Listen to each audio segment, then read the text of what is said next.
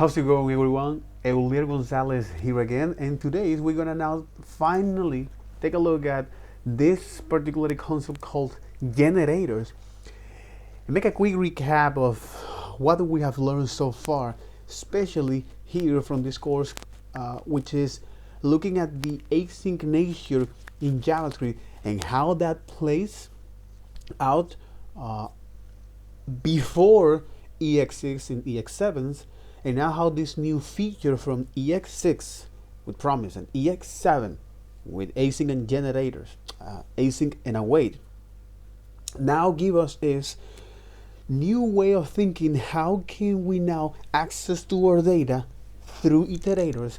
How can we now have much more control of the flow of our data through generators? And how, when you combine those concepts, you can now understand what async and await is doing behind the scenes. So now you can be more precise when you need to explain that in a technical interview or for your colleagues, but also for yourself.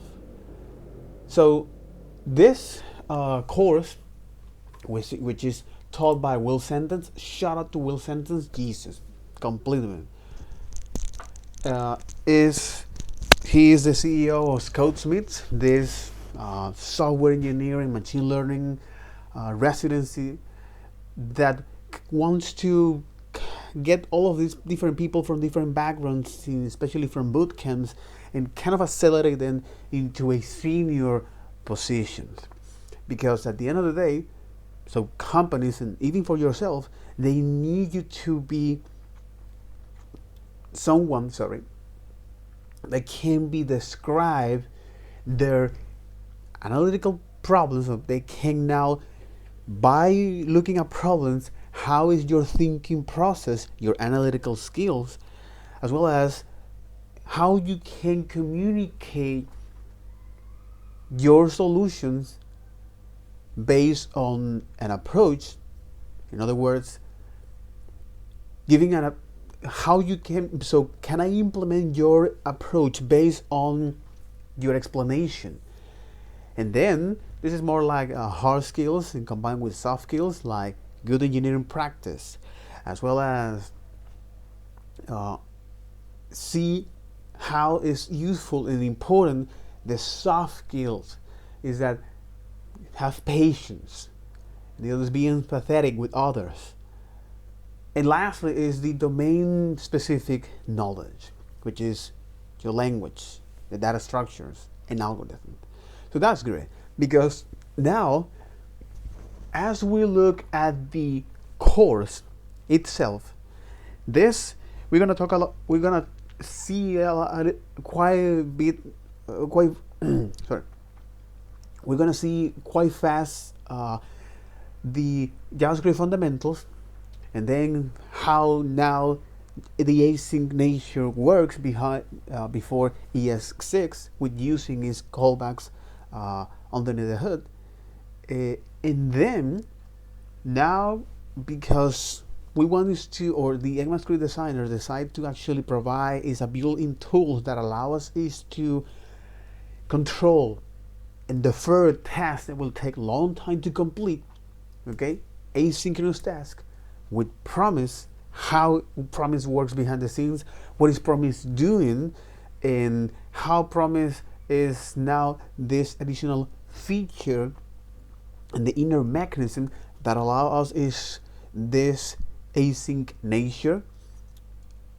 And even though that this particular solutions came here in EX7, the async and await here come and say, we would like to now, instead of using promise, which is so far so good, especially when catching errors and that kind of thing, we want now is that anytime we write our code, specifically async operations, we want to guarantee that the next line we get the data from that async operation.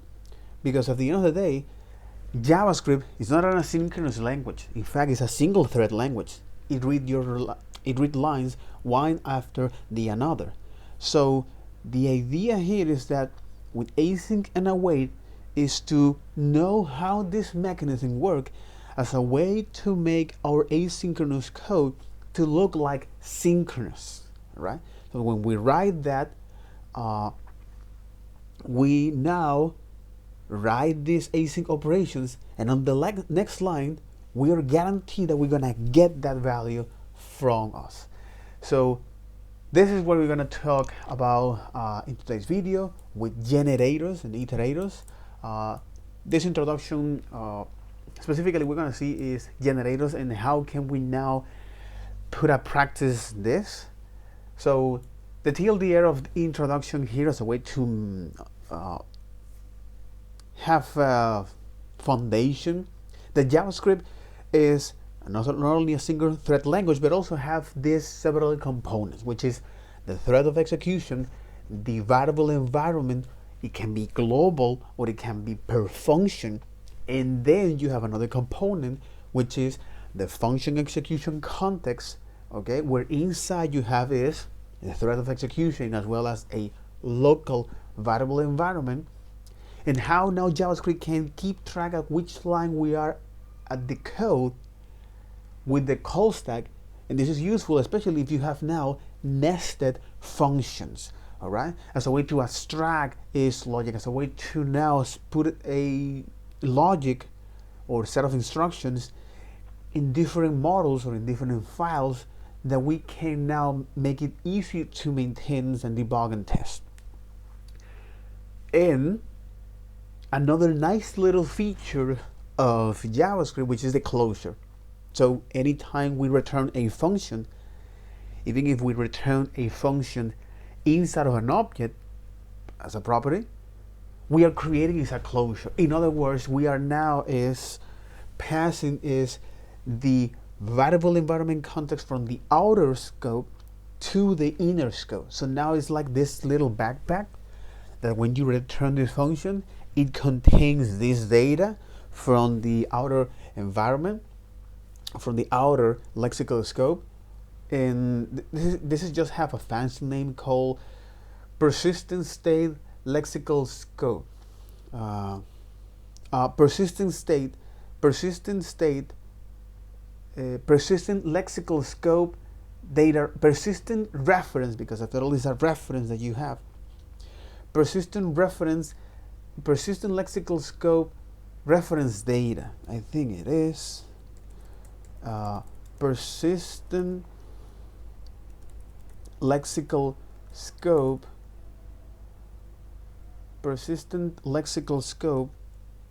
reference data, okay, or in other words, the closure. So with this persistent with this name, you now know what's going on behind the scene, which is persistent lexical scope. That's what I'm doing. I'm getting is the lexical scope from the other function, okay. I'm gonna persist that, okay, as long as the system, as long as the user is on the system. So persisting lexical scope reference data. So that's what I'm going to reference. I'm going to persist, and I'm going to pass to this function. So then we look at, okay, how JavaScript plays out in, or how the asynchronous nature plays out in JavaScript. So if we want to defer tasks that will take a long time to complete, we can use is the timers, okay, as a way to have access to this. For example, set callbacks. In the context of browser, you have the set timeout. And in the context of the node, which is another runtime in JavaScript that allows you to build web servers, is that now you can have access to as well the timers. And you might wonder how these things working behind the scenes, because each one of those hosts now has is a particular mechanism to deal when a task now is completed, because you pass that as a reference, okay, to any of this environment, the browser or the server, okay. And once that time is complete, all right, now let's move on to something called the callback here, where here is going to hold all of these reference, functions reference. And now the event loop is responsible to actually say, all right, I'm going to first take a look at the call stack in the JavaScript world. If that is empty, great. Okay, now let me take a look now at the callback queue. I'm going to grab one callback there, one function reference, and pass to the call stack. So in the JavaScript world, the call stack detect that callback, that function, and say, oh, let me evaluate this. Evaluate that, and then pop off of the call stack. And the process repeat again. So this is now how the async world, the asynchronicity works in EXX, prior to EXX. But now with people, especially the ECMAScript designer, look at how actually is not readable, especially when you need to define all of these nested applications and functions, or in other words, all of these nested timers as a way to now defer coupled asynchronous tasks and wait for each one of them to get resolved. So the ECMAScript designers say, hey, here's the promise, okay? And with the promise, we are now represent is the eventual completions of a task that will take sometimes in the future to be completed. And because of that, we can now use promise not only with our timers, okay, but also with other functions that return promise for us, such as fetch function, or in the case of the node, is read file. So with that, the idea with this object is to improve readability by now having the ability to define is our promise, especially if you want to define is this as a series of promise, as a series of tasks that will take some time to complete. For example, you want to talk to different services, and you want to wait for each one of them to be completed. All right. Let's say you want to talk to your storage, and then you want to talk to your database, and then you want to talk is to another API. Okay. So because of that, now with promise we have this fine control of how we can do that. For example, using the promise.all and promise all settle.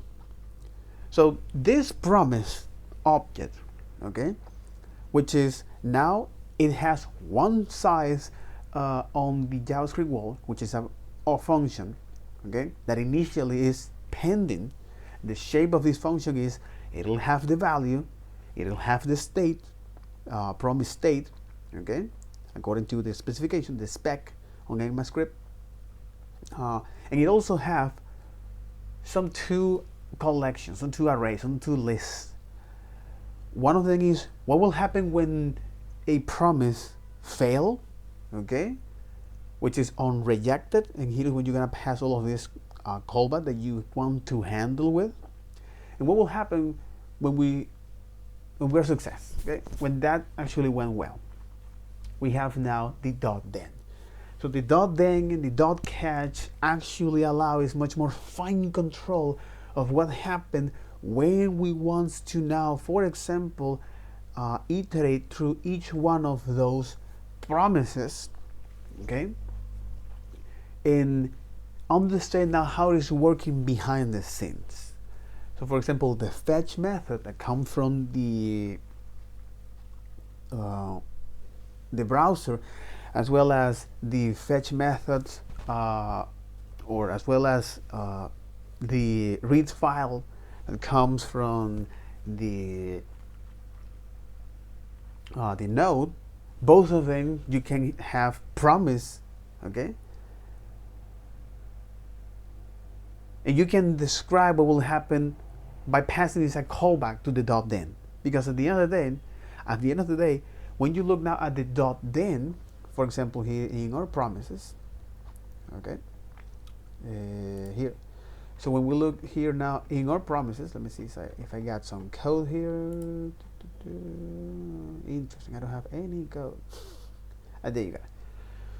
So for example, what we're doing with the .then is you say, hey, this is, you can feel this confusion.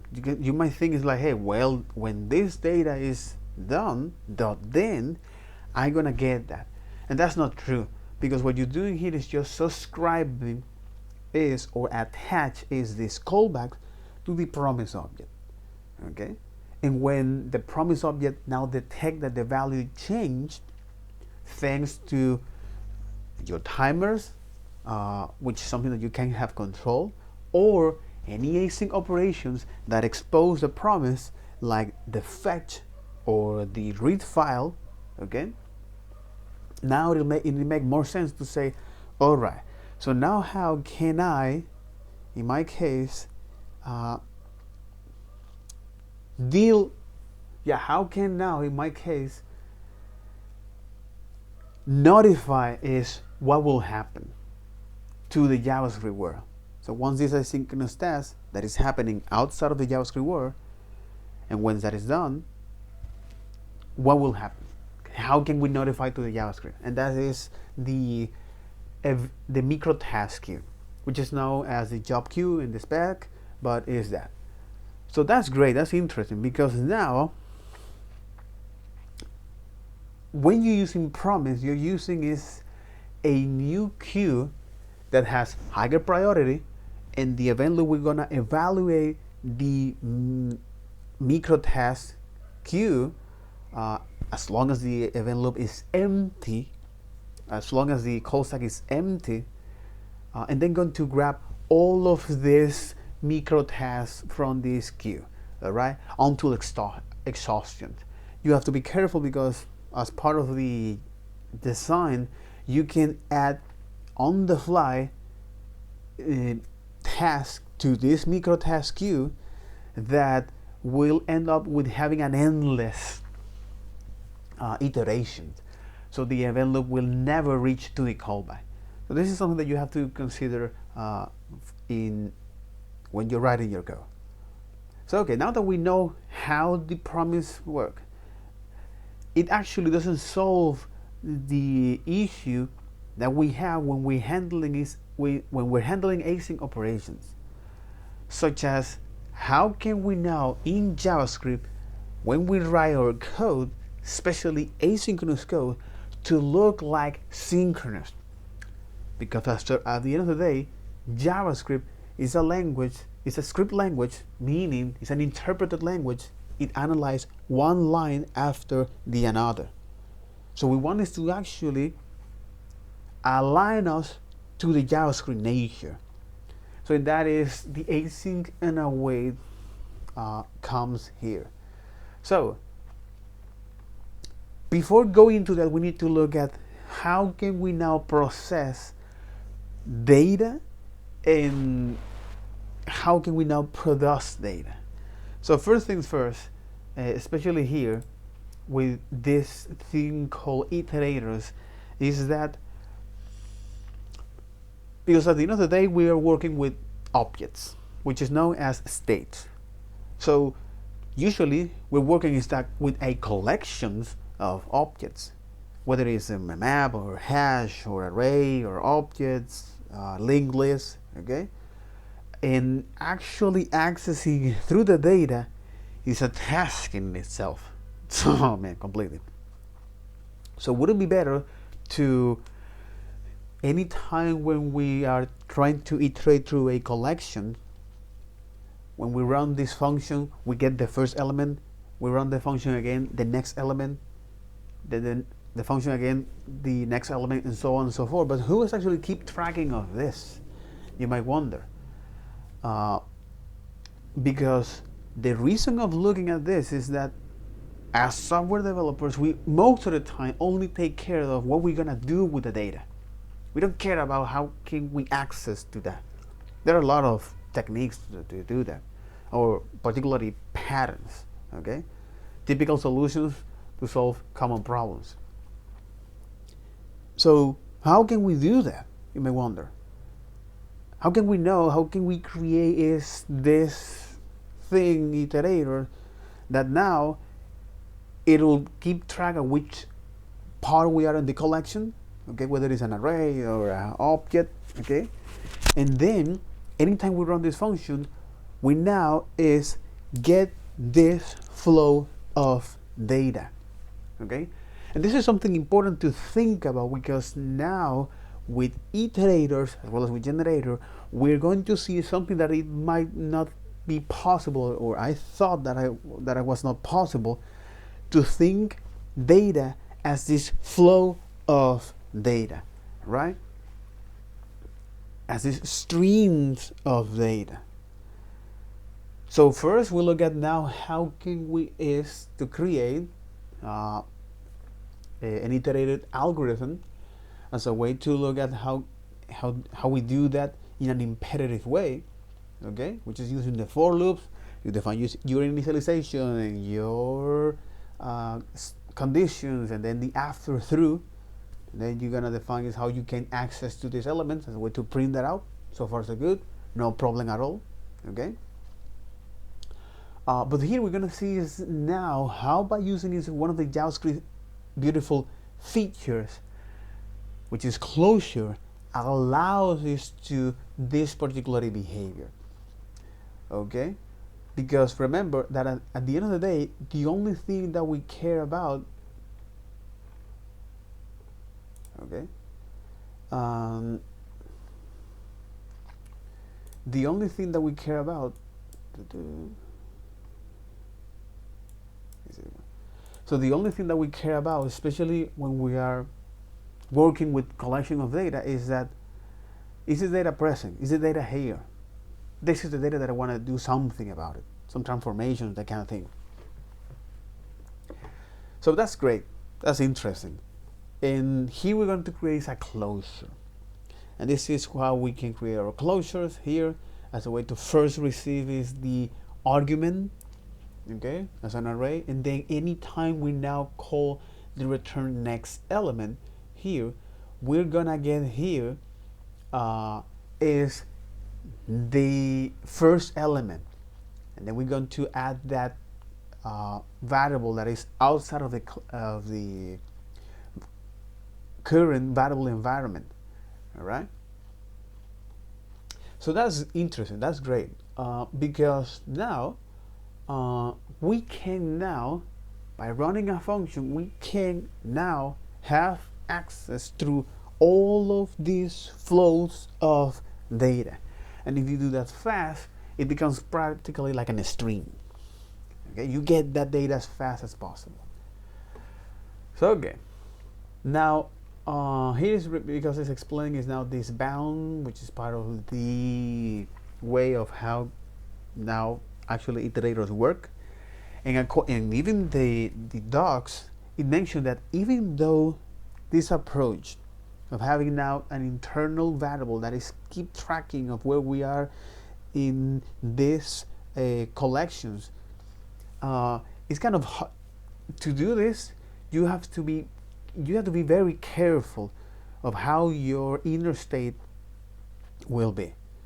So according to their MVN docs, okay, first, iterators is a protocol. You have the iterable and the iterator. And the iterator is just a function that wraps is an iterable, okay, and an iterable is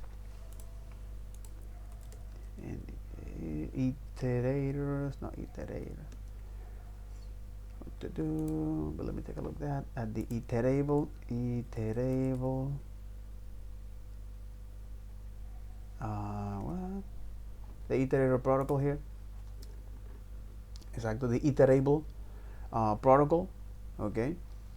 So there, this is a custom behavior. So the iterable protocol, because you have the iterable and the iterator protocol. So the iterable protocols allow JavaScript objects to define or customize their iteration behavior, such as what values are looped over here. So with the iterable protocol, you are able to tell to an object, okay, what is the iteration behavior, okay? How are you going to iterate through all of this, example in the case of objects, all of these properties, or keys and values. Okay, so exactly, and what values are looped over a for of construct. Okay, so this iterable protocol and the iterator protocol is two sides of the same coin.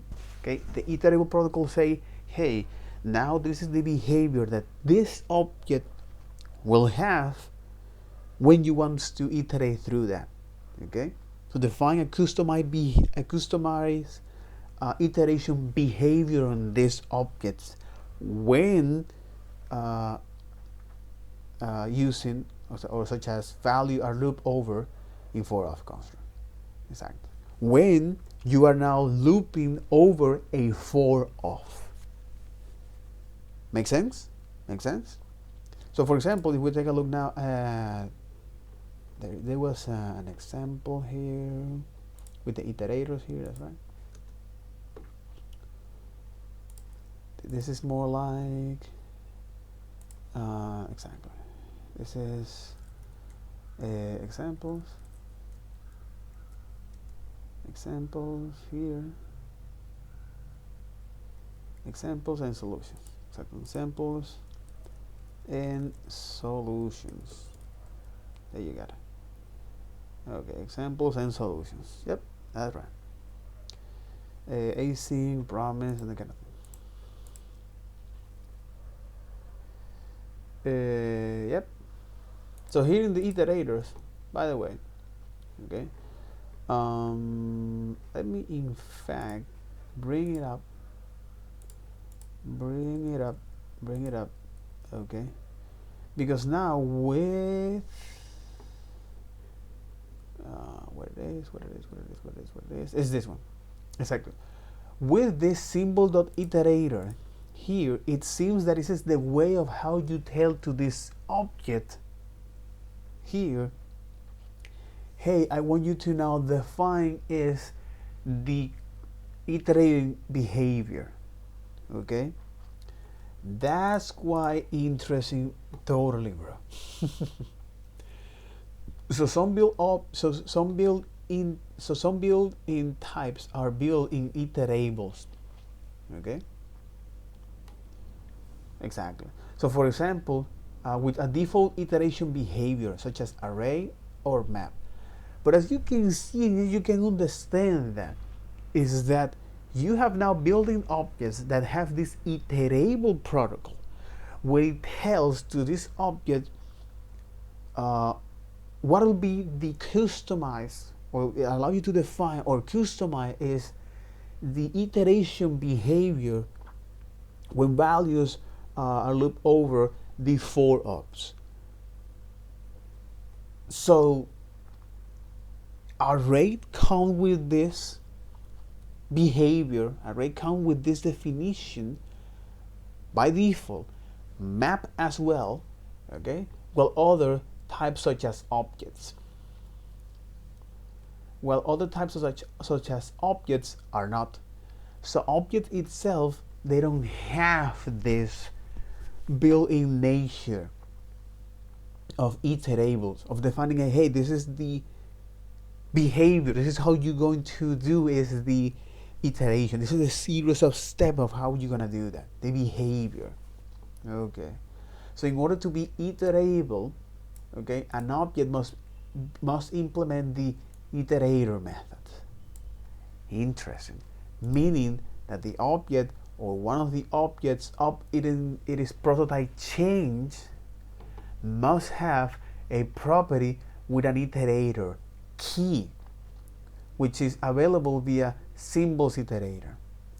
So now it tells you if you want this particular object implement the iterator, okay, because after all object does not, okay, object does not have that. If you want to this now implement a behavior that you want to define, okay, on the iterable, you must do that, meaning that the object or one of the objects ops it is prototype change must have a property with the iterator key. So what we're doing here is to what we're doing here is to say, hey, This word's function constructor, which is after all, this is a combo between object function. Okay, you have an object and then you have a function. Okay, so this function words under the prototype properties. I want you to now attach the symbol iterator.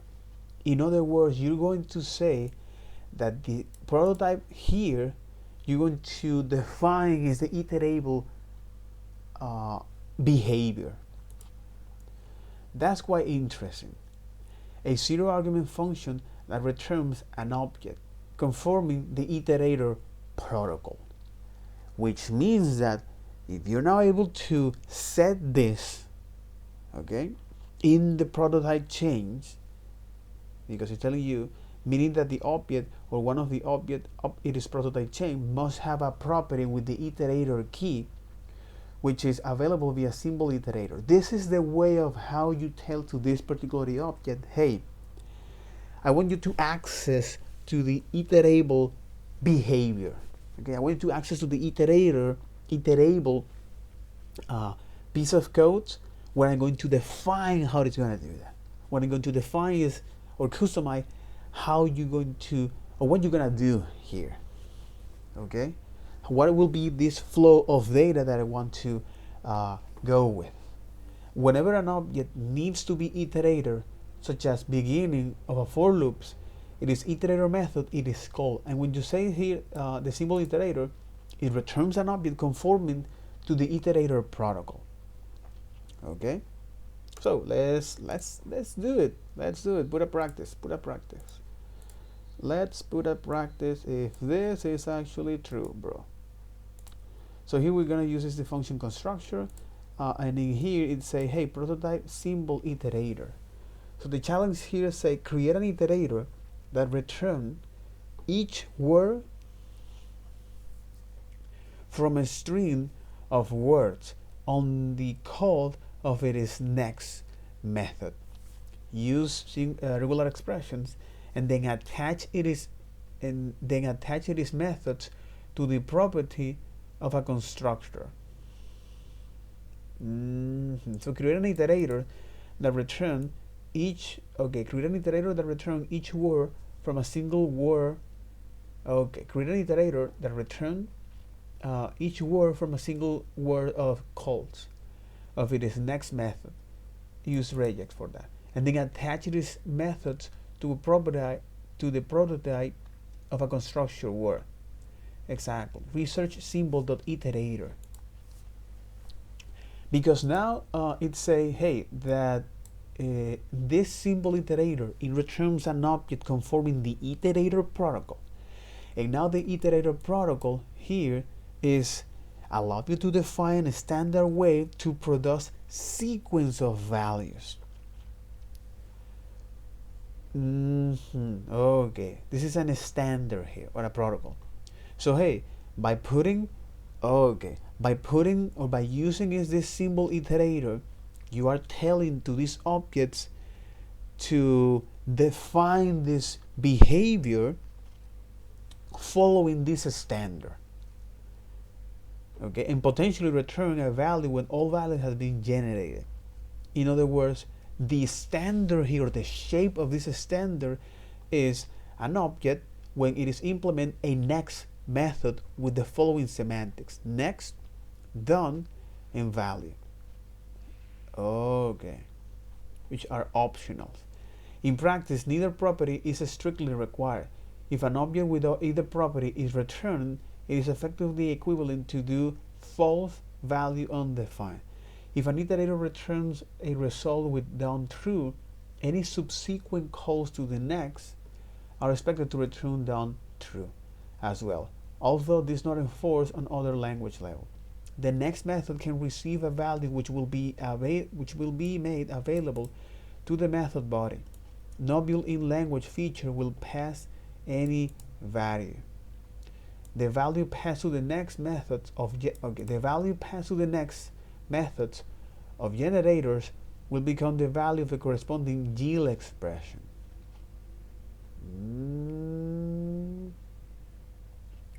Optionally, iterators can also implement the return value and throw in a section. Can you give me an example? Oh, okay, this is what I want to do. Exactly. Okay, satisfy both the iterator protocol and iterable.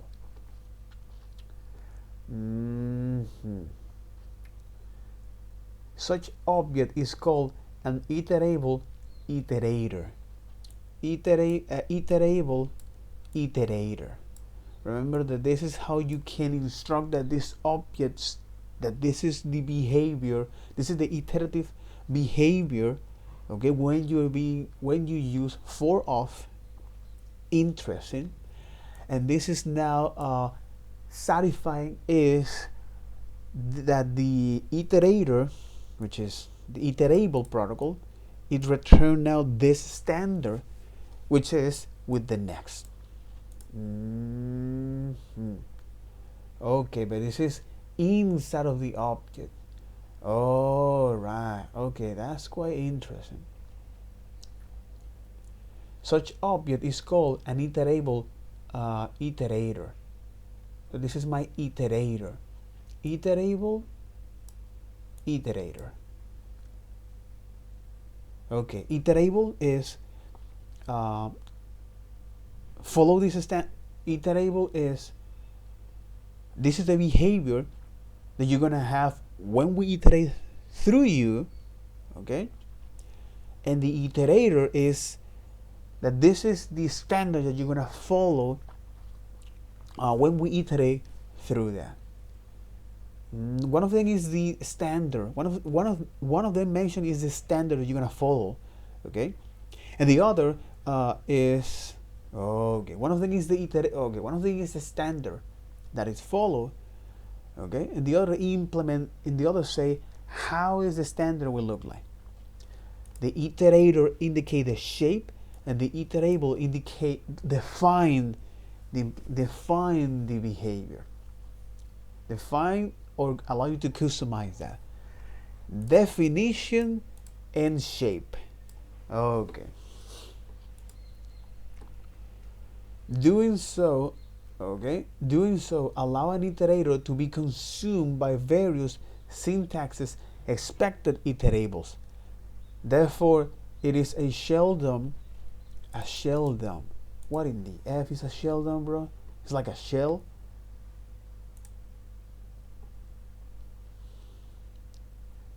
Okay. Therefore, it is seldom useful to implement the iterator protocol. Therefore, it is seldom useful to implement the iterator protocol without also implementing iterable.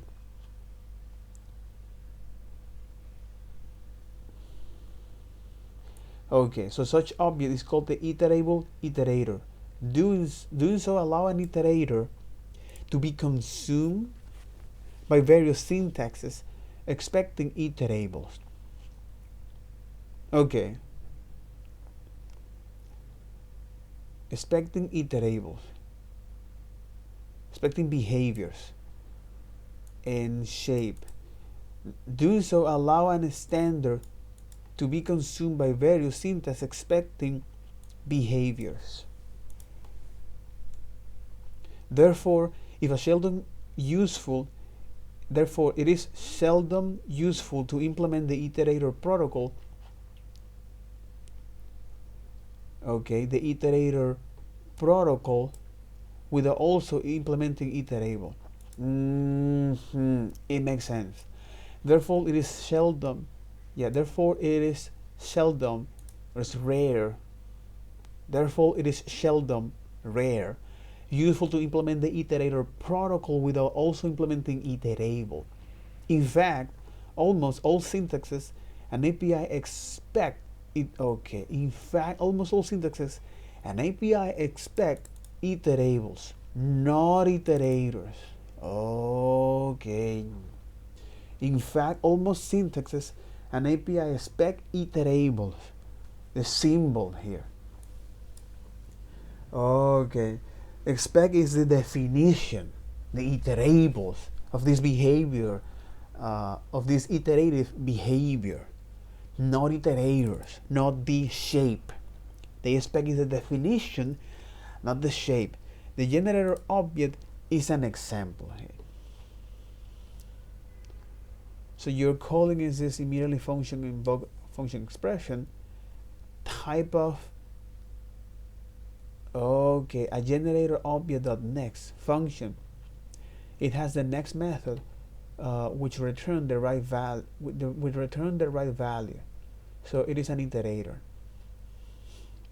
When you're creating this generator object, the generator object, in fact, almost all syntax and API expected iterables, not iterators. Okay. So it is seldom useful to implement the iterator protocol without also implementing it iterable. Okay. So the generator object, which is something that we're gonna see about that, is also allow us to iterate. Is also returning is this new iterable iterator object. Iterable iterator objects. Okay. So console.log is a type of a generator object dot next, which is telling you that this is a function.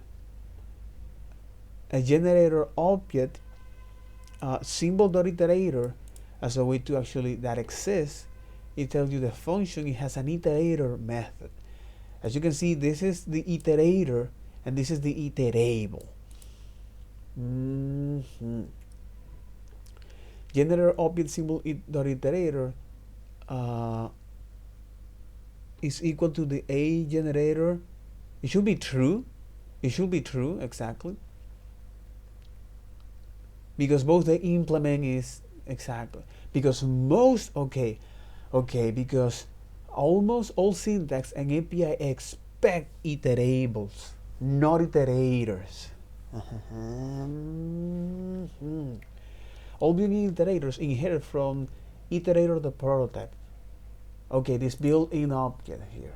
Okay. It's an iterator object. It's an object that conforms the iterator protocol. And the iterator protocol is that. By providing a next method that returns an iterator result object. All built-in iterators inherit from the iterator class.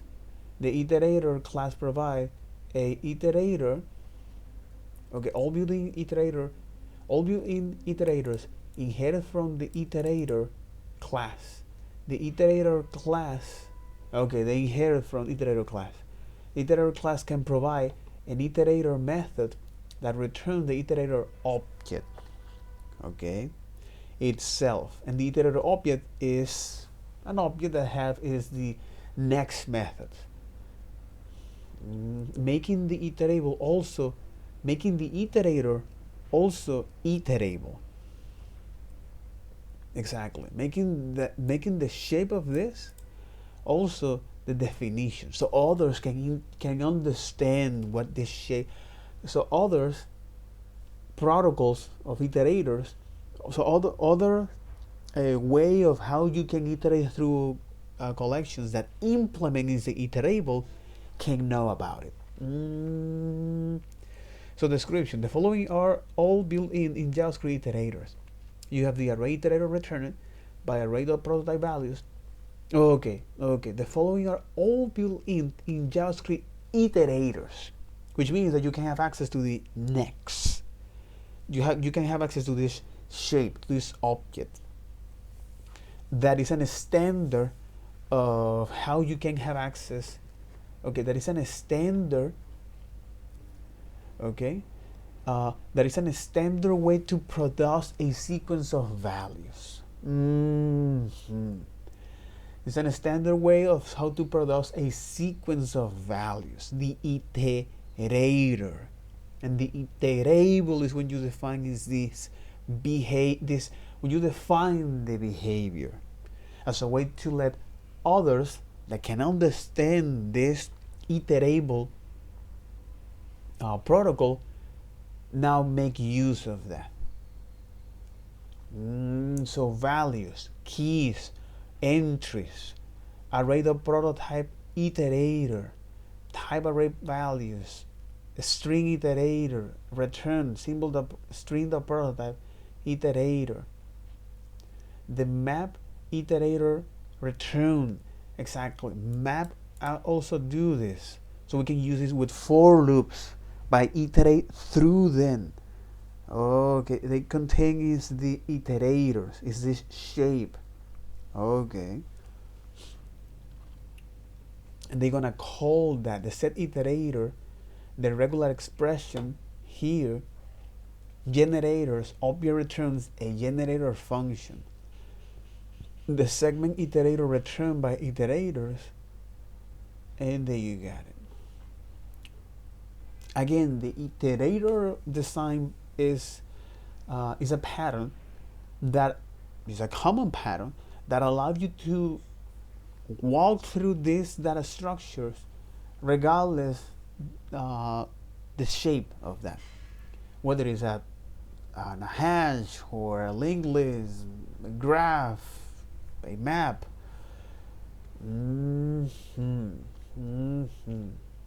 Okay, that's very, very interesting. Segment iterator return by the iterator methods to the segment. Okay. Yep. The iterator helper return by iterator helper methods such as iterator, the prototype filter, and map.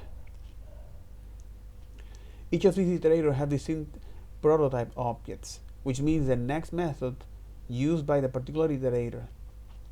For example, all string iterator objects iterate from a hidden object string iterator prototype, string iterator, which has a next method that iterates this string by code points. String iterator prototype also has the toString tag property, whose initial value is the string iterator. This property is used in object.prototype.toString. Similarly, other iterator prototypes also have their own toString tag values, which are the same as the name given above as a tag.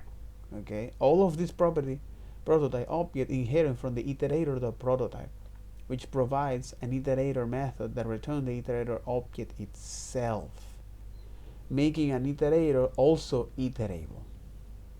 Okay, because the return is a shape. Well, now it is an iterable. It means that there are series of syntax that can use of the iterable protocol. You can use with this iterator helpers. Okay. So now that we look at this and we kind of understand that, we kind of understand that because with iterators, it's a standard of how you can produce the iterator protocol. It's a standard of how you can produce sequence of values. Okay. You can also do this like this. So now, okay. So you're going to extend that for that. So the constructor, the iterator, static method iterator from, create a new iterator object from the iterator of iterable object. Instance property, the constructor and the toString. Instance method, the drop, every, filter, find. Okay, all of these are experimental. Okay, you shouldn't use any of them. It's like, quite frankly, do not use any one of them. Using an iterator as an iterable. Okay, if you want us to now transform this into an iterator, right? As a way to use the for of to that.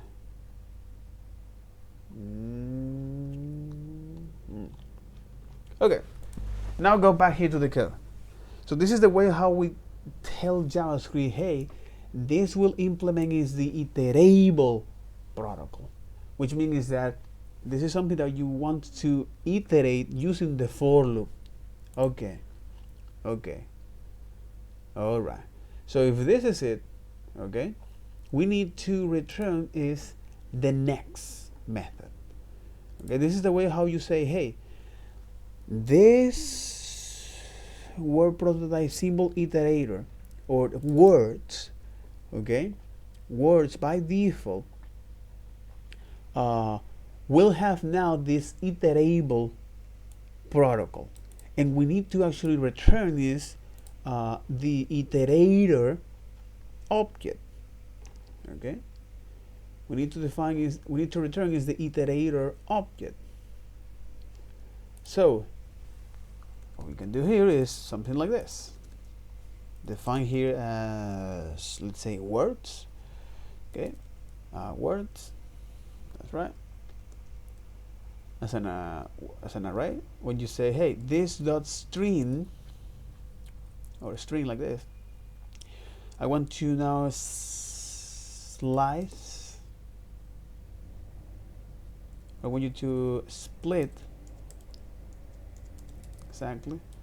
So split here on the array. Split or split string, exactly. Split follow a regular expression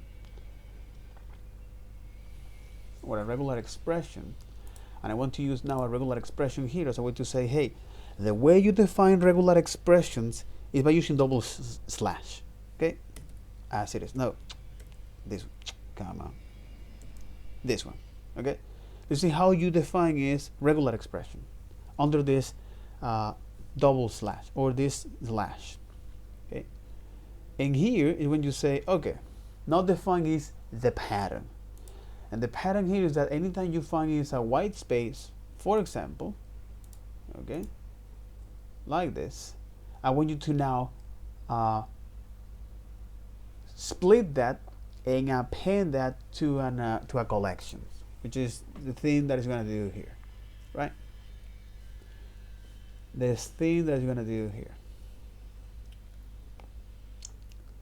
I want you to evaluate now this. This is a regular expression here. Okay. Okay. Cool. Cool. Totally cool.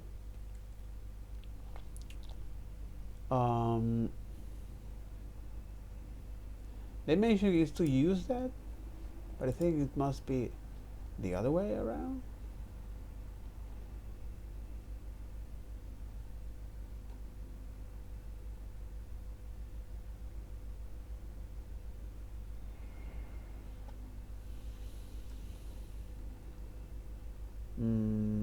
Regular expression chapter. Exactly, but they start with this, creating regular expression, or using is the regular expression here, right? You can use is the regular, literal regular expression using the literal expressions, or with the constructor function. So in my case, I want to now writing a regular expression pattern here. A regular expression pattern is composed of simple characters such as A, B, C, or a combination of simple or special characters such as A, B, power C, right? Asterisk, and chapter here, or chapter like this. The last example include parentheses, which is all which are used as memory device. The match made with this part of the pattern is remembered for the later use as describing using group. They are remembered. Okay. They are remembered. Oh.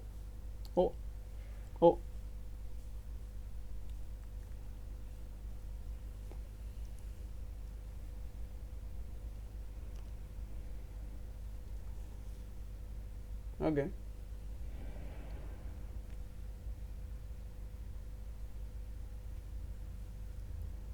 Okay. Exactly.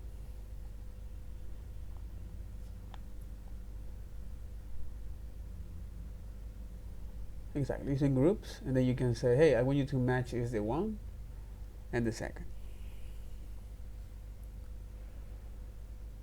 Because at the end of the day, in return is an iterator. Interesting. In return is an iterator. That's right. For of, and that makes a lot of sense.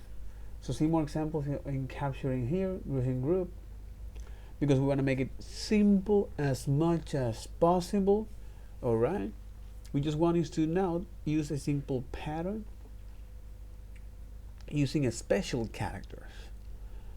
And that's exactly what we want to do with this, using a special characters, assertion, character classes, groups and back reference, quantifiers,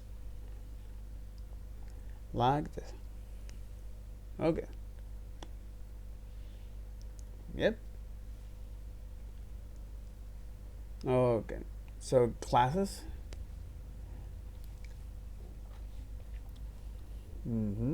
Like classes, assertion, groups and back reference, and quantifiers.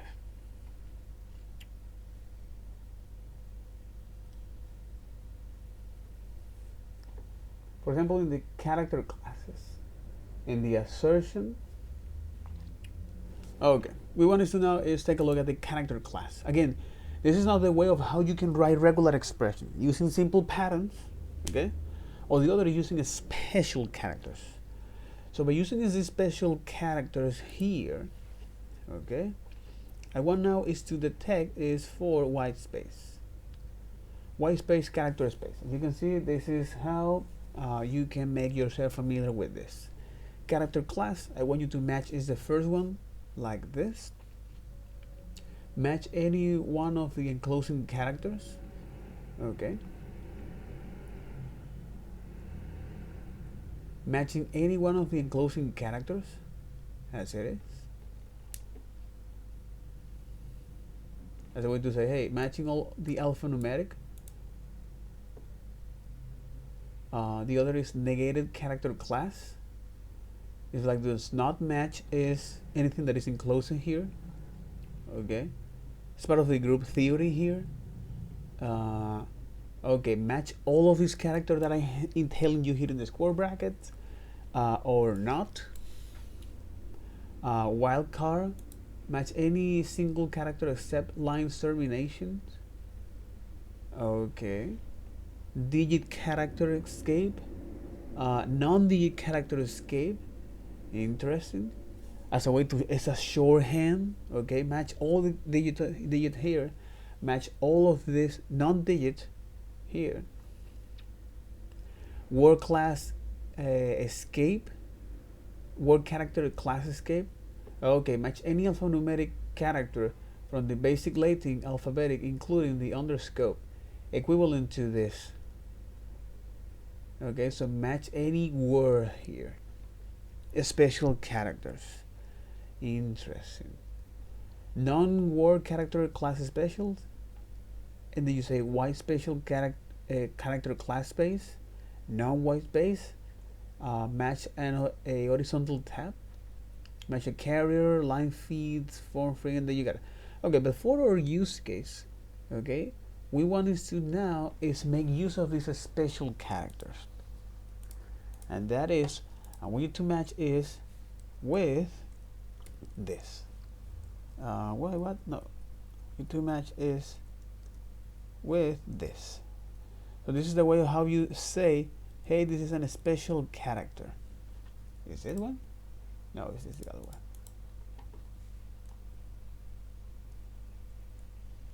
one. That's interesting.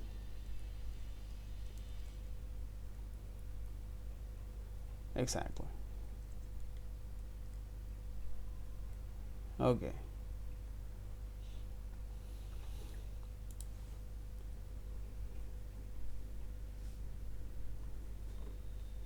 But you say match a single white space including that. But this is a single. What if I want to match all of them? Okay. What if I want to match all of them? Assertions. Input boundary. Input boundary at the beginning, at the end, Okay, word boundary assertion, no boundary assertion. Quantifiers. Okay, quantifiers. Match the preceding item X 0 more time.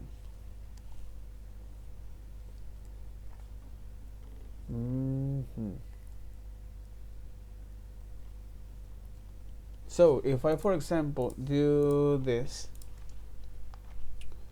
by saying something like this,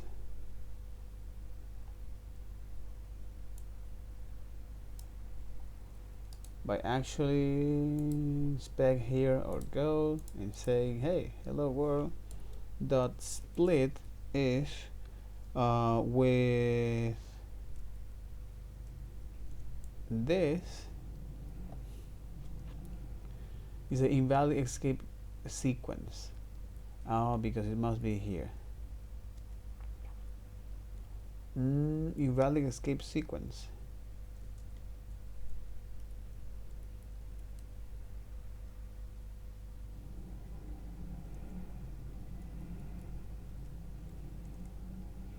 Wait, what?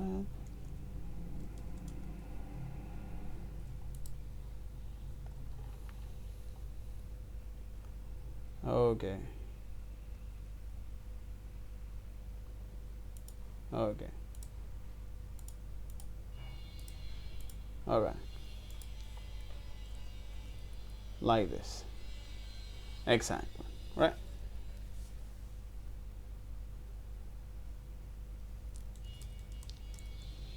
That's right. So this is now the way of how you can specify here is, hey, I'm going to split this string and I want to convert that in an array based on this condition. And that is, well, the way how you do this is something like this. Okay, and a special character like so. I don't know why you don't detect that. Okay, like this. So when you have all of these words here split by an empty space, now we're going to actually create our iterator. And that is, well, no problem. We're going to define as the index here at 0 at the beginning, and then we're going to return is now a function here. We can do also something like this by saying, hey, this will be now a function called next. Okay, that what you're gonna do is to return is saying, hey, what is the value in this collection? What is the value in this collection? And you say, well, the value of this collection will be is the words at that particular position initially. We're going to now increment that as part of the after through and then return that value. Okay?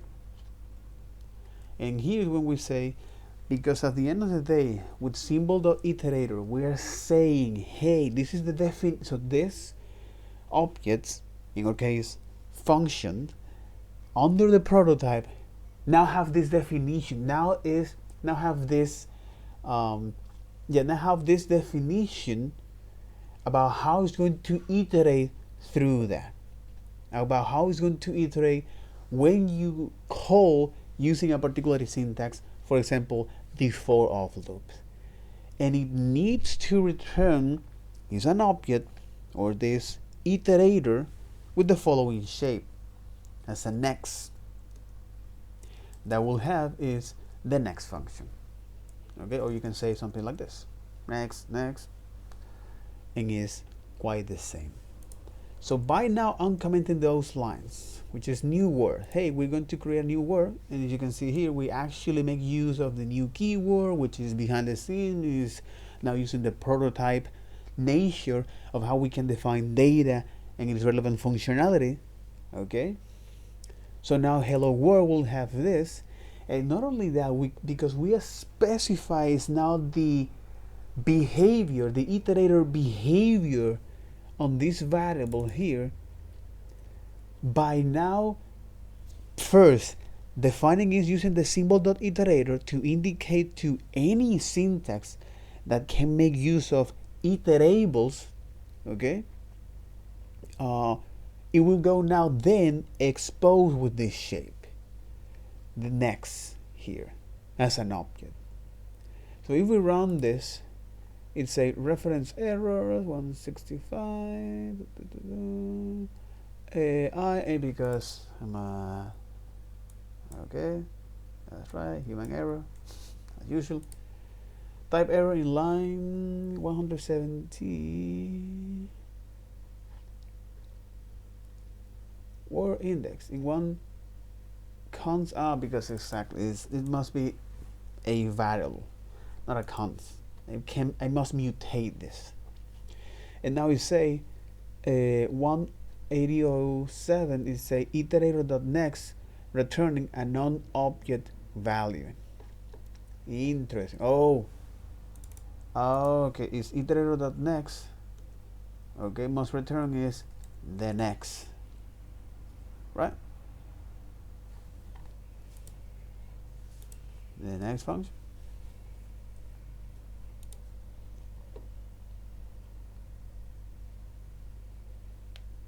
Now it say 187 hello world symbol.iterator.next is not a function.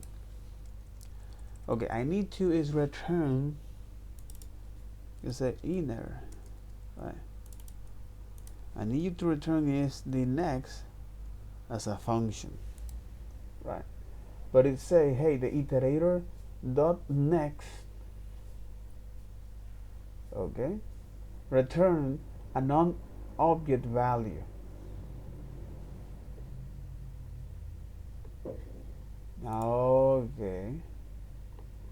Okay, it's because now the way how we need to return this.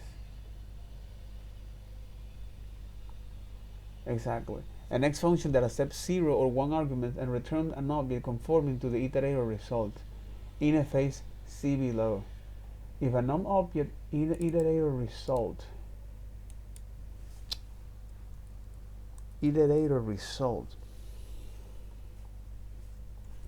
all iterator protocols methods next, return, and throw are expected to return an object implementing are expected to return all the iterator protocols methods next returns an object are expected to return an object implementing the iterator interface. It must have the following property.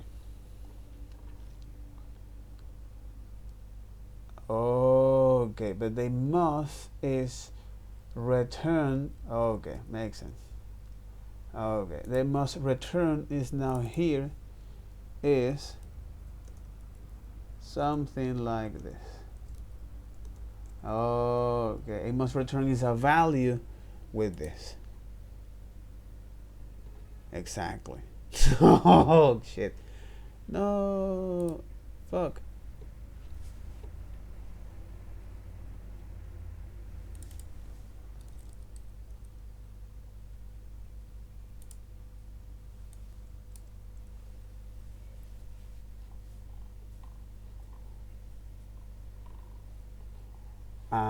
Not only that, because after all, it's actually doing that. It's like iterating through all this, but I don't have any stop condition, bro. I don't have any stop condition. If an iterator returns a result with done true, any subsequent call to the next are expected to return done true as well, although this is not enforced in other language.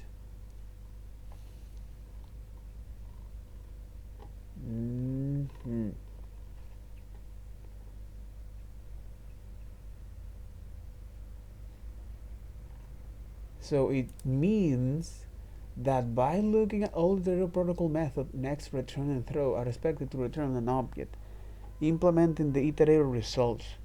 Exactly. It's because if you're going to implement next, you're going to return this. If you're going to implement return, you must return is this shape.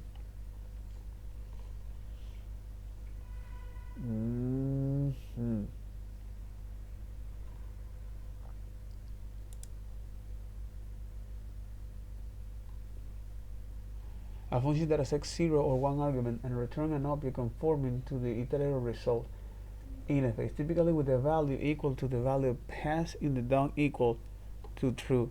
Calling this method tells iterator that the caller does not intend to make any more next calls and can perform any cleanup actions. When building language feature call return for cleanup, value is always undefined. Okay. And you must also return is that. So for example, if you want to indicate that, okay,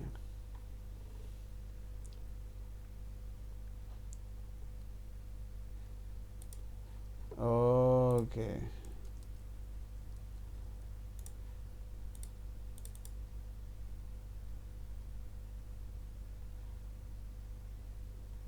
exactly, a function that accepts 0 or more argument, a function that accepts 0 or more argument conforming the iterator result. Okay, conforming the iterator result interface typical. So with this is when you're telling, hey, I want you to stop. I want you to stop here. I want you to stop here. Okay. I want you to stop here. Okay, people, /iterators and start working through building your very own iterators. Okay.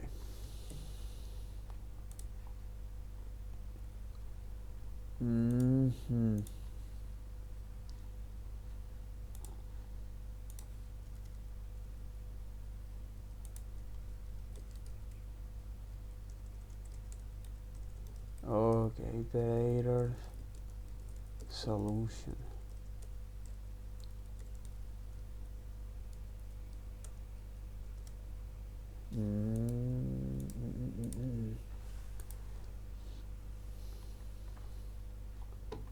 And the iterator solution is by looking at this, and then you have to return some logic here, because you must return is the done true.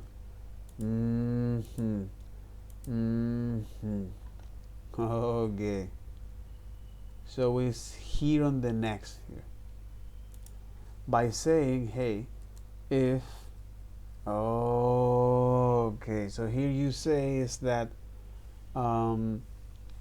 if index is less than words dot length, okay, then you're gonna return this object.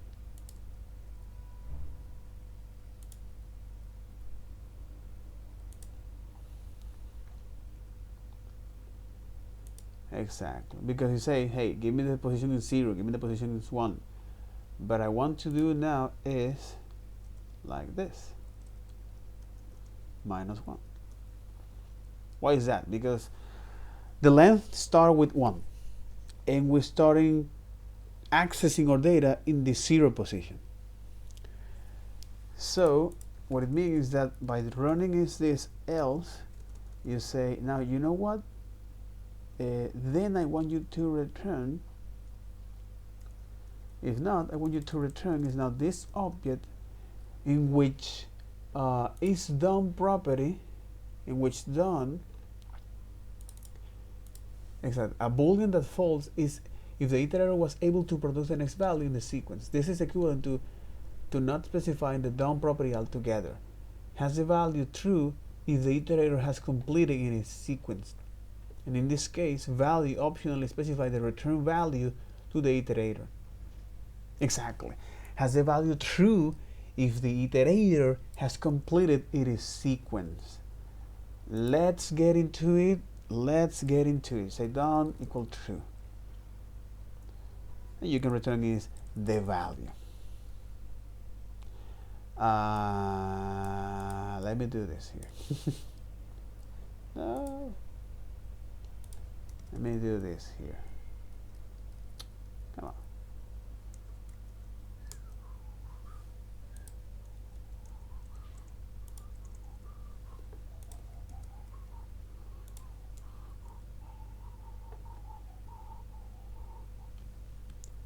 Const value word index, index is plus plus.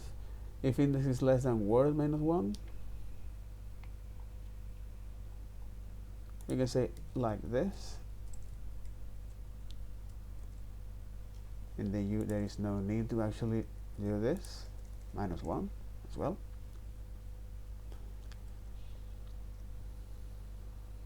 Nope.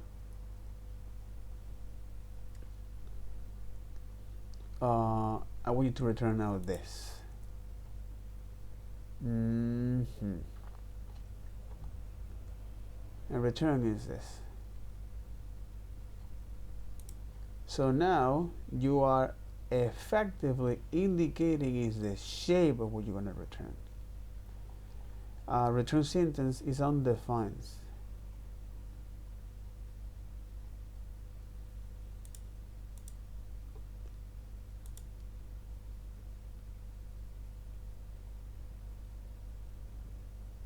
In 206. Wait, why in 206? Are you evaluating this? What the hell is this?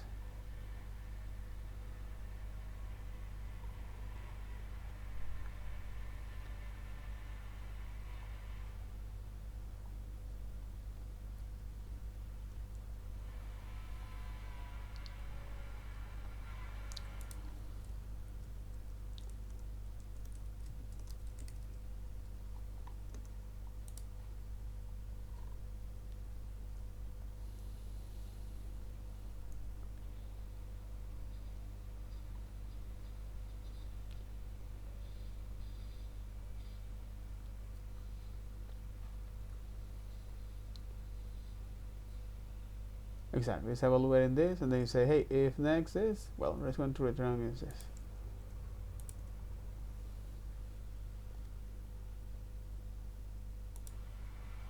Otherwise, return is this.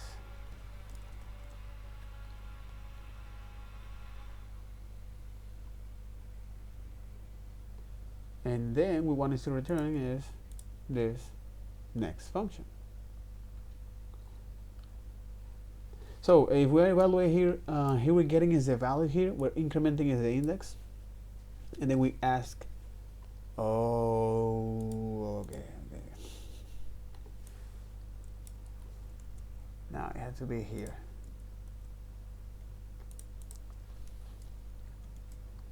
It has to be here.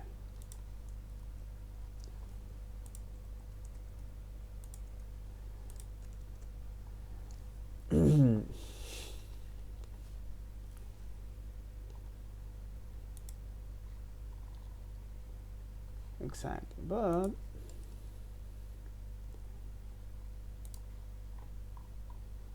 and as you can see here is that, and then you are telling now to the iterator, okay, hey iterator, but after all we'll keep tracking if the internal state. Okay, we'll keep tracking if it is internal state.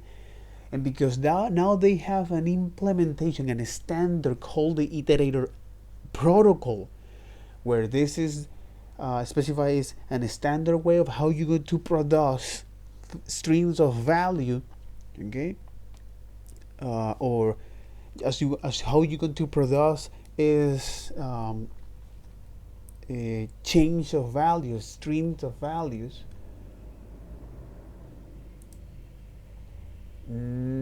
Or sequence of values. Okay, so this iterable is describing that this particular object is going to be now can with iterable you're defining that this object can, you're defining is the iterator, you're defining is the iterable you can define is the iterator behavior. Okay, so with the iterator approach. We have the iterator and iterable.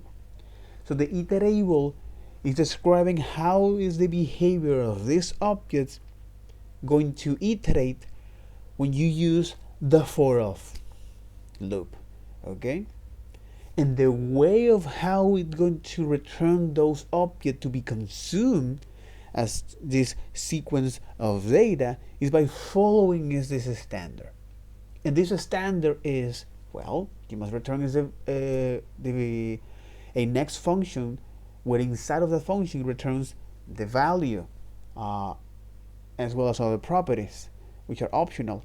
And lastly, to indicate to the for loop, okay, and then to indicate to the iterator syntax that it is done, please stop. You now pass is the done as true. Holy moly, bitch. Motherfucker. Okay, so build a function that walks through an array and returns the element concatenated with the string was found after index s, where x is previous index.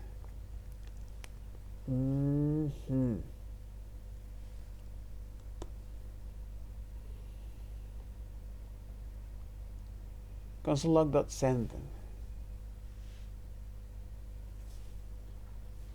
Build a function that walks through an array and return the element concatenated with the string was found after index x, where x is the previous index. Exactly. Note, if it is the first element, it should say it is the first element. That was quite interesting. I'll take a break. Give me a second. Oh my god. Okay.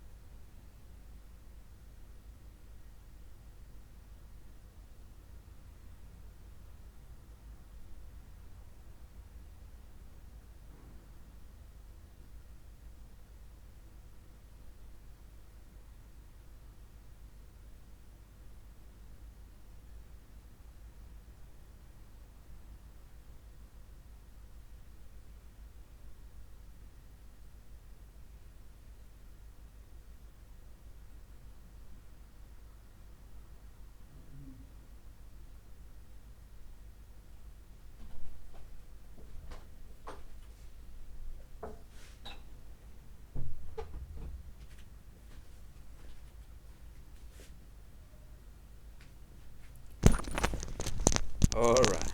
So now when we have this kind of thing, okay, and it say, hey, yeah.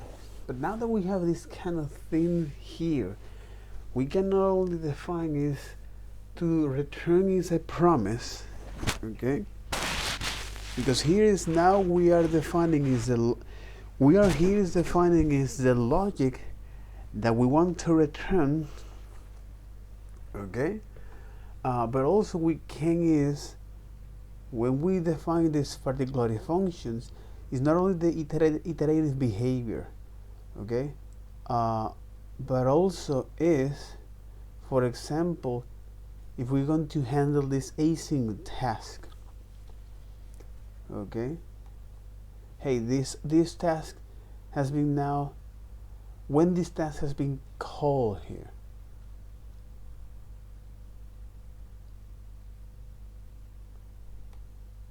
oh my god. So when that is done, we can now return. Oh, that's pornographic. When we are done, we can now return is the proper value there. Because we can say here is that, hey, okay, now that we get this collection of promise, we receive this. In here, we are now, by using this a for loop, we can say, hey, when you are in this block, get me the proper value for that. This is something interesting because you can also define this, for example, not only hello world, but you can define, for example, here is promises. Okay, you can say promises, okay, as an array of promises. You say promise dot let me see. Because after all, the array have this iterable protocol, okay, that we can use is with the for of loop syntax, for of loop syntax, okay, as a way to, we don't need to specifically indicate, hey, how we want to access to the data. We just want to get the data as it is, right? We want to be descriptive about that. So we want to know what we're going to do with our data. So where the coupling is how we're going to access to our data to what we're going to do with our data. And that's something important and fantastic, bro. Fantastic. Okay. So we got here the promise here. The promise as it is. Comes promises here. Promise dot resolve with 33, and then another promise with this is promise dot reject. Or let me say resolve here with the value is 45. And then we do this, okay, because now the nature of the arrays building object contain is this iterable protocol, okay, which is on the symbol. So the iterator protocol, it contains is the iterator, exactly, is the iterator protocol, which now is the way of how it's going to expose, or this is a standard way of producing sequence of data, okay, when it's going to be consumed by for of loops. And so, of course, because we're not iterating to that, we can say is this promise, and then show the word as it is, their value, which is a promise. Interesting. And we get to the values there.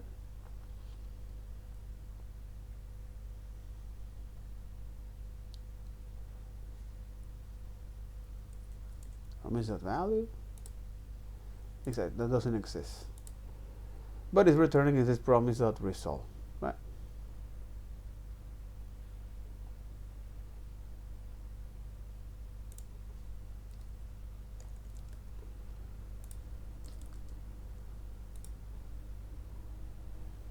Promise resolve is no constructor. Okay, exactly.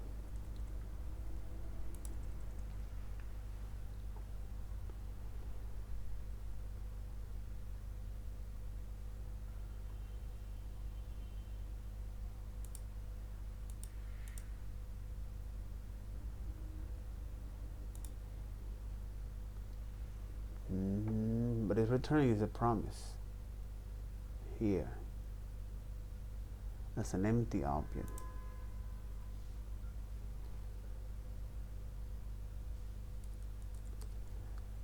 Then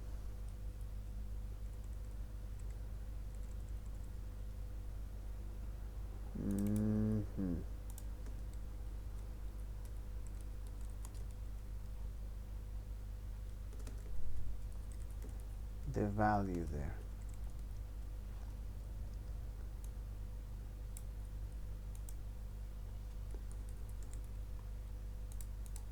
And now it's going to print that values.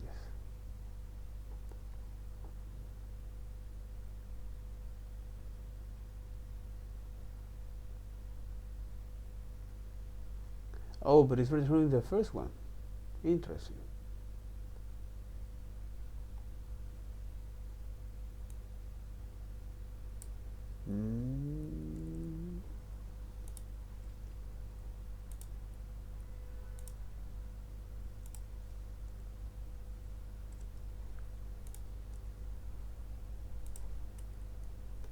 Unless we say the new array and we pass this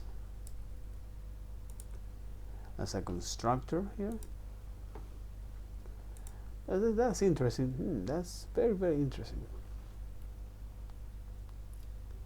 It's only passing this like so, the first value. It's like, hey, I already resolved this, so that's it. This is it.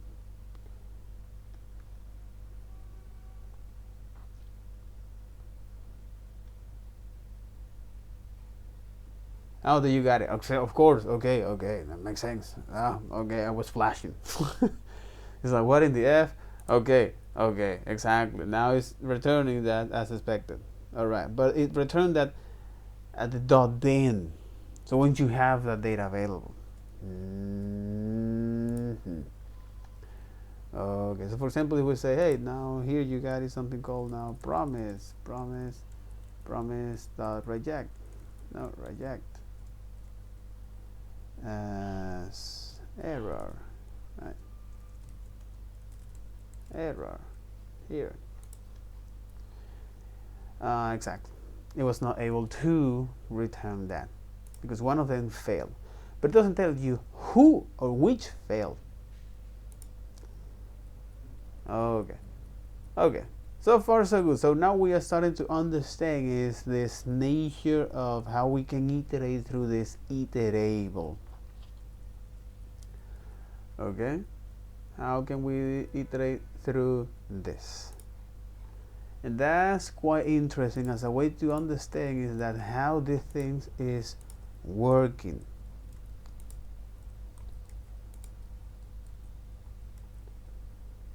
All right, as a way to understand how this thing is working. But you are now indicating to these functions, hey, the iterator approach or the iterator behavior, okay, we're going to define or customize when we want to use this with the for of loop. And not only that, we will need is to define is the iterator protocol, which is this standard way of defining is the sequence of datas, which contain is the next the next which must return as a function, the value, the sum, blah blah blah blah.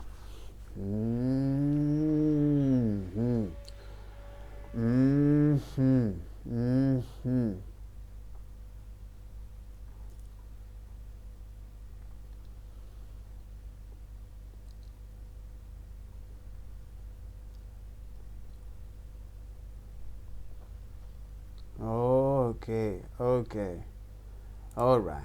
So now that we make sense of this, All right. And now that we think our data as flow of data, now we need to know how. Yeah. Now that we think our data as a flow of data, one after the another, now we need to rethink or think how can we produce flows of data. And before that, we take a look at this particular code, which is quite frankly is a way of how you need to actually understand this thing first, and then how now the generator or this function is producing this object with the iterator protocol, with this standard way of producing sequence of data. That makes a lot of sense. Jesus, okay, exactly, which is the generator. So when we now create a generator here, so the generator object as it is not only internally has this definitions of the iterable protocol, which means that this, which is funny, it's very, very funny. And it's funny because you have to wrap this in an immediately invoked function expression, because initially generators, they're not, because initially generators, they are not.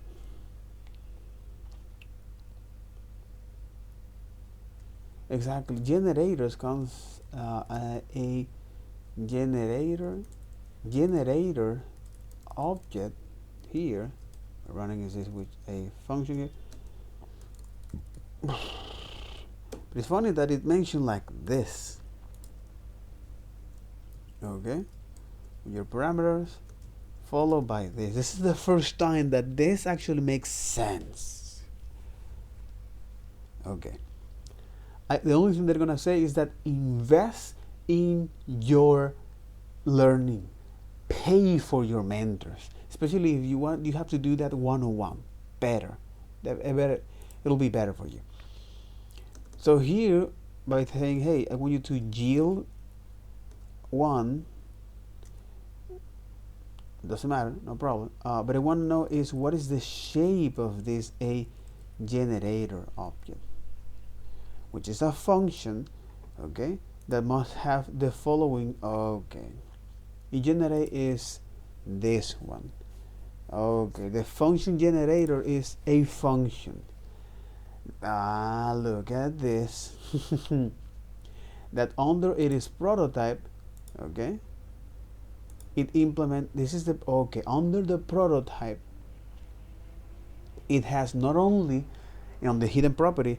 On the prototype, it not only has it is functions internal. So it is functions hidden property and hidden inner methods like construct, name prototype like this. Okay, but also inside of the prototype, it has this implementation of the next, return, and throw, which is this standard way of how you're going to produce data. But again, this is a function. This is a function where now when JavaScript evaluates this, is saying, hey, let me now create these functions without anything, right? And then under the prototype, extend or define it is this property here, the constructor, next, return, that kind of thing. Where here you have is this definition with the symbol .iterator under the prototype as a way to indicate to whoever wants to consume or whoever wants to iterate through this, we have the iterable protocol behind the scenes. We using is this iterable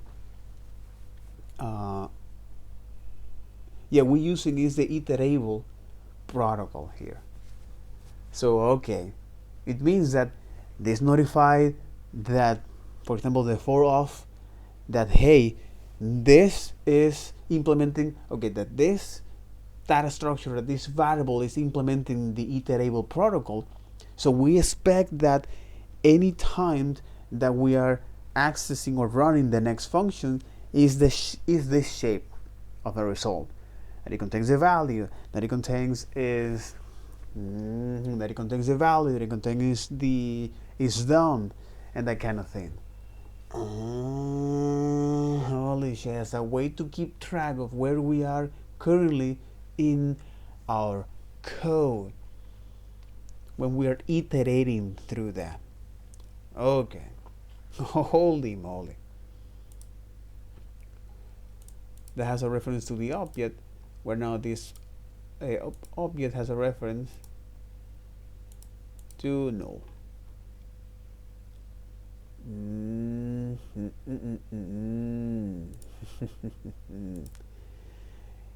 Got correct. Exactly. It is through the prototype chain that is inheriting that.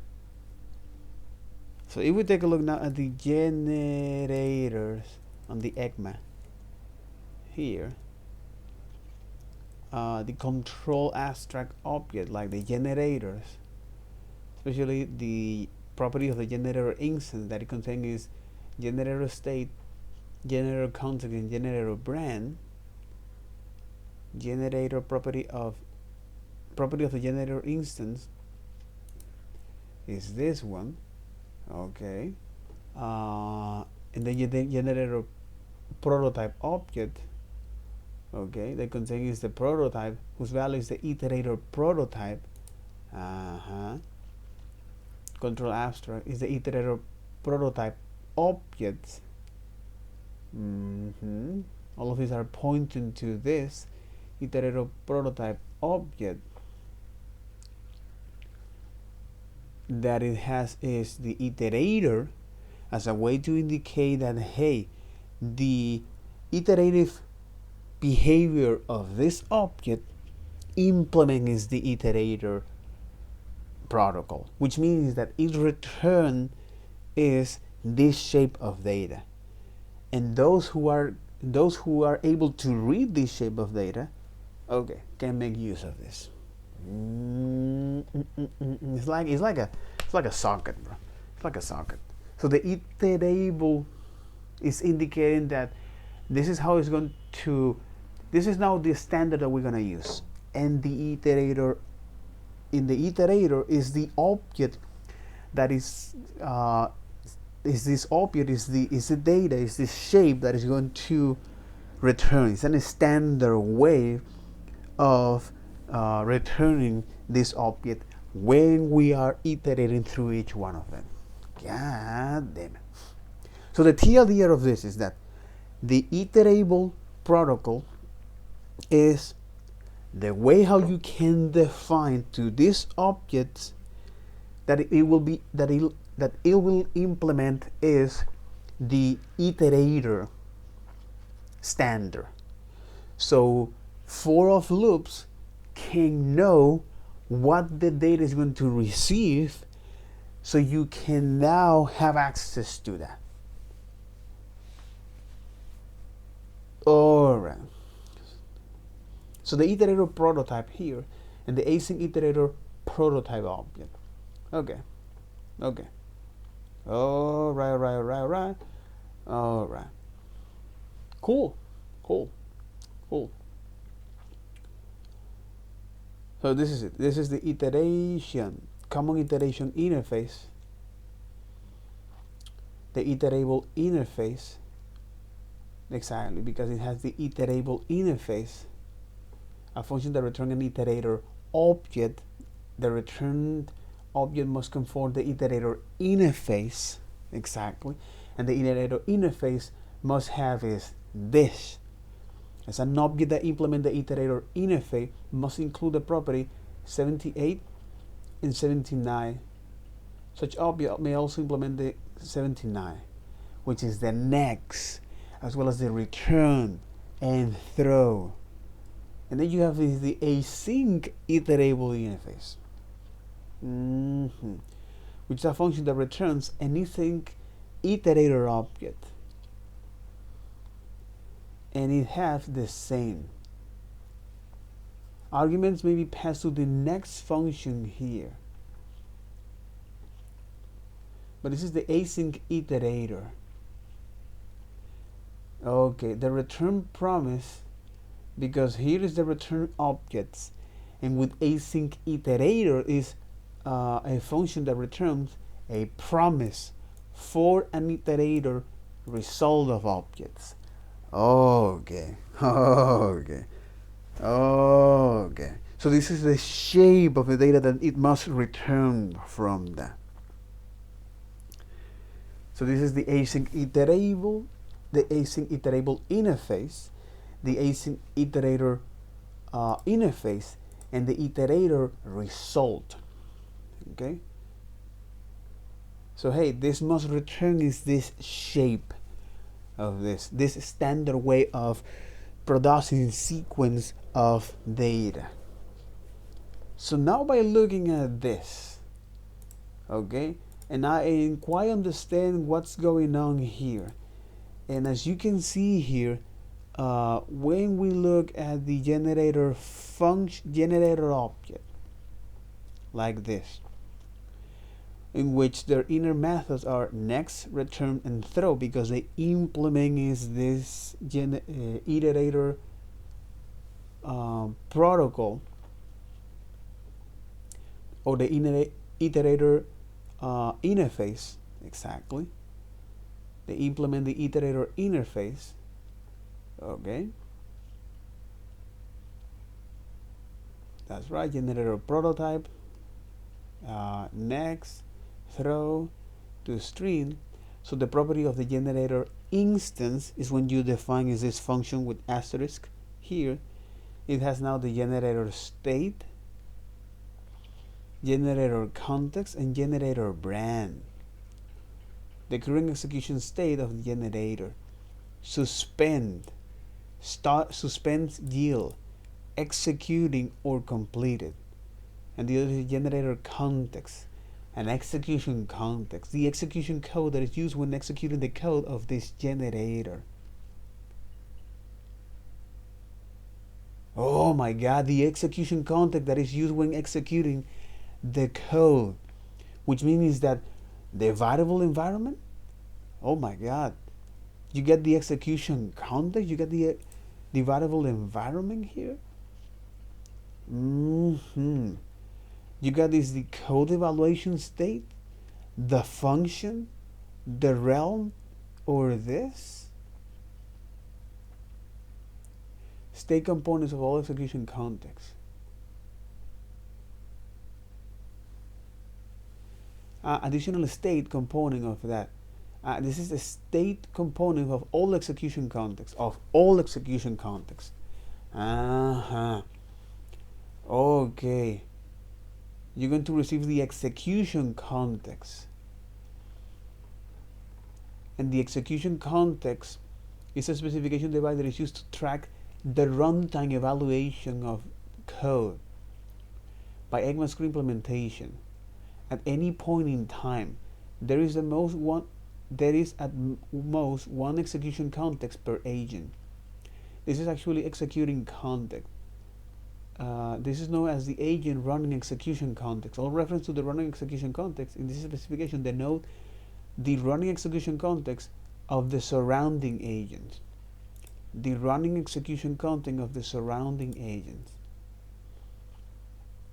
This is known as the agent running execution context.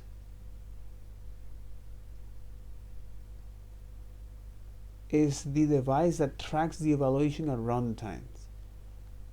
Okay, is something that is tracking is the runtime evaluation of the code. The execution context tag is used to track execution context, whether it's functions, the code evaluation states, the realm, the global space, or the script or models. The execution context. Oh, if we take a look at the intermediate of the execution context,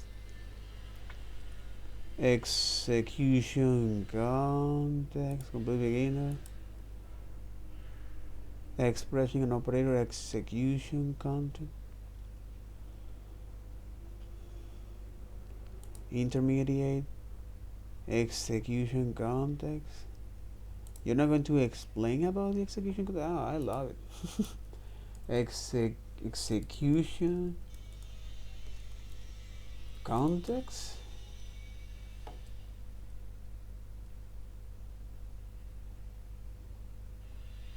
Holy fuck. Function context. Let me say that context. Oh, no.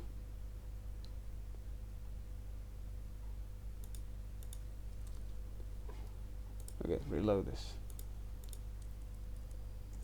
Context. Secure context, stacking context, audio context, stacking context, and secure context. Is a window or a worker. Stacking context. This is on CSS.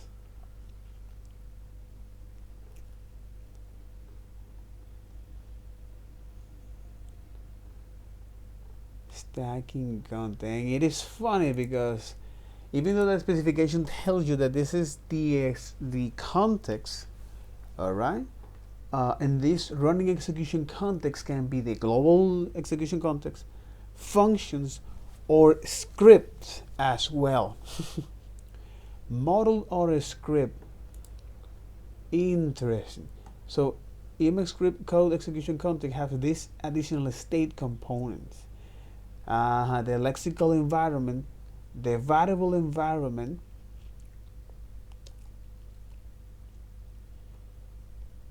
identify the environment record used to resolve identify reference made by the code within execution context. That holds used to resolve okay, this is used to resolve identifier. Used to resolve identifiers in the lexical environment, and the other is a variable environment or the memory. And then you have is the private environment. So what is fetching here is that the thread of execution or the lexical environment, okay, as a way to resolve identify reference made by code within this execution context, the thread of execution, the lexical environment, and then you got is the variable environment, or the local, the memory for that. God damn. So the model record or script record from which associated codes originate. If there is no original, okay. So now here it has an execution context. The execution context that is used when executing the code for this generator. Whether it's a function or a script. Oh my god. In this case it's using now a function. If this execution context is evaluating the code of a function object, then the value of this component is that function object. If the context is evaluating the code or a script or model, the value is null. So then the value of this component is that function object. If the execution context is evaluating the code of a function, the value of this component is that function object. So you're going to return is a function object. That function object, okay, that function object is going to return is a function object, an execution context. If we're using functions, you're going to return that context, function object, and this function has not only its internal method, okay, that is call and construct, which is this argument, Okay. Function code, function object.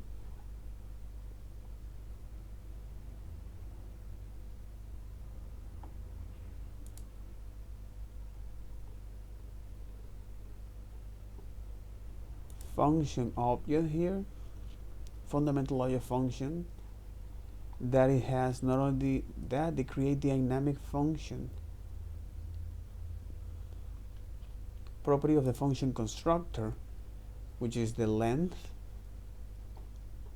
right? Bind call constructor, as well as this functions instance, length, name, and prototype, and host has sort text available.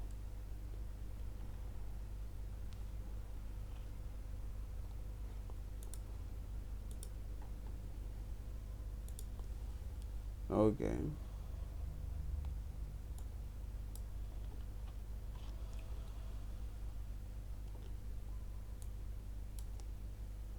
Okay. All right. So things started to make a little bit more sense here, because now that we know how can we access data as flows of that, okay, using iterators, and how the iterators using the iterable approach, the iterable protocol as a way to define is the behavior, the iterable behavior of this object when it's going to be consumed by the for of, right? And the data that this for of loop will have access to is thanks to this shape that is going to be returned as the iterator protocol. What you have is now the next, the is the next, the done, throw, and other property here. But this is now the standard way of how they're going to produce this sequence of data. So now that we understand that and how that works, okay, and how that works, we're going now to see is, well, generators with Josh, line 1, what are we doing? generator function with dynamic data. Declaring a generator function of create flow. Yep, good. Declaring a special type of function is magic new type of function JavaScript gives us called a generator function create flow. There it is, special type of function. I've updated my diagramming for it. Little start. Okay, next line. Not going to ask Brian because I've asked him the same question as well multiple times. I'm going to flip it up. I have an idea in my head about what question to ask each person. It's very interesting. Very interesting. Rick, what's the next line of code here to do? You define a constant return next element, which is undefined right now. Yeah, good. Excellent. Return next element, which is going to be the output of running. It's going to be the output of this call to create flow. What could the output of this be? Well, presumably, we're going to create an execution context. No. Probably, but no. For now, not in any meaningful sense to us. So we're in global. I'm not sure if I need to keep track of the. Nah, in this one we don't keep track of the call set desperately. We need as much space as possible. So, okay. So, return next element to be the output of calling create flow. Now, then, we're hoping that when I call. So we're hoping the output of return next element is an object with a method on it called next. That when I call that, it's going to give me my first element in my flow of data. What do you think that's going to be, Ben? 4. We hope it's going to be 4. Okay. Next time it's going to be 5. That's going to be 6. How are we going to get that? That's the interesting question. So create flow does not go inside create flow's execution context. This is now generator function with dynamic data. So the value proposition here is to see how now this particular function, okay, from this code,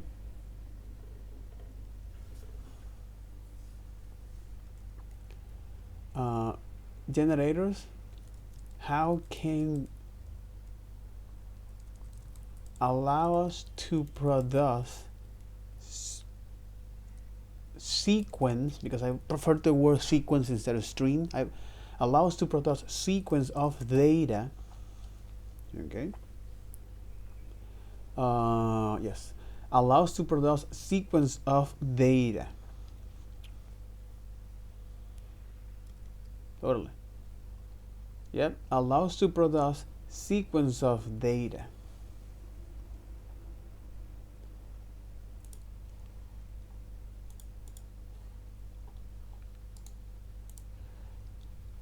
Okay.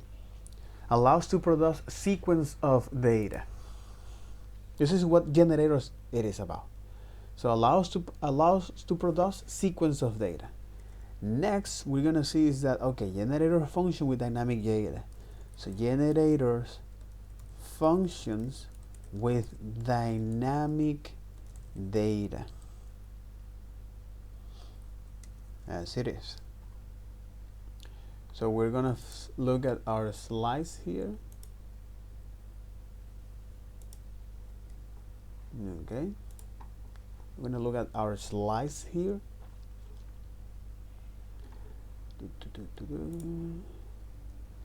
Like this one.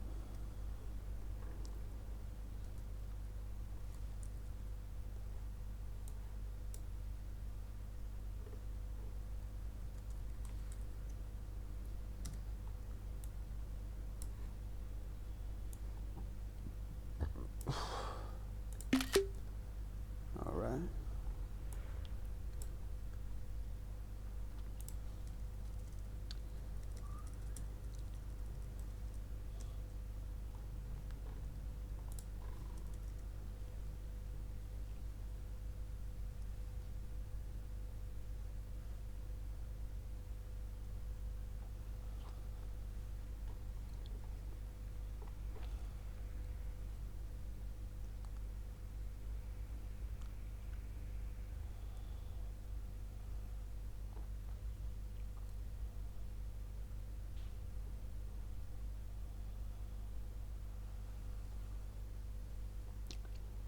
Okay. What do we have? Return next element. Return next element. The next will be returned. So evaluating exactly. So evaluating this line of code. Exactly. So evaluating this line of code, we got this diagram. First, it's like the first, create flow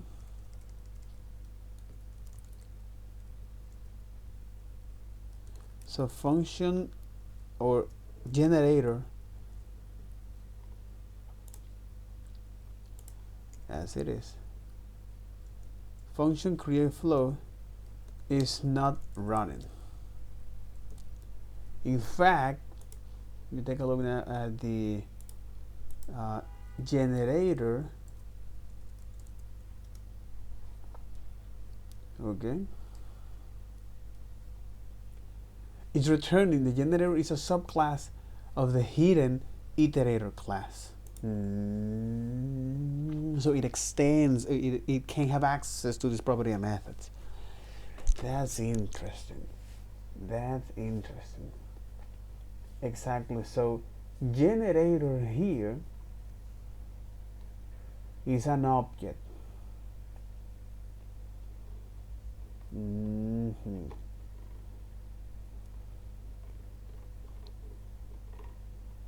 So this is the constructor.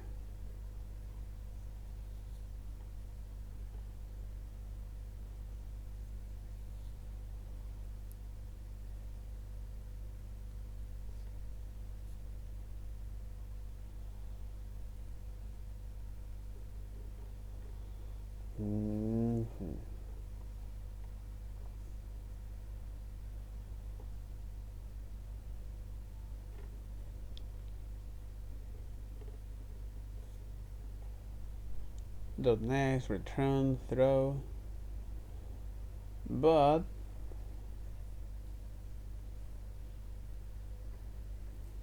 What it return is this generator object, or exactly, return is this generator, and conform both to the iterable protocol, which means that hey, you're going to notify is whoever wants to access to this object. This is the way. This is the iterator behavior that we have, which means that we're going to implement now this standard, this iterator protocol. Generator is a subclass of the hidden iterator class. Okay.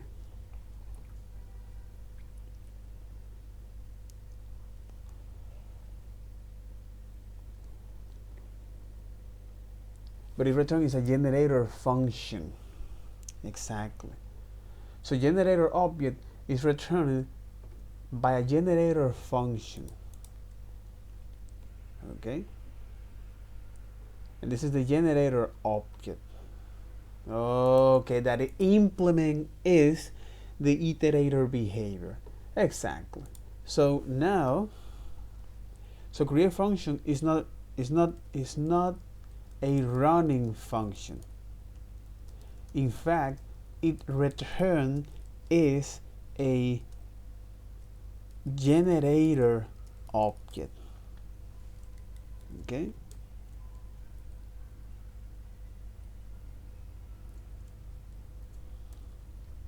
A generator object, which, yeah, a generator object, which is an object. Okay. In fact, it return is a generator object, which is an object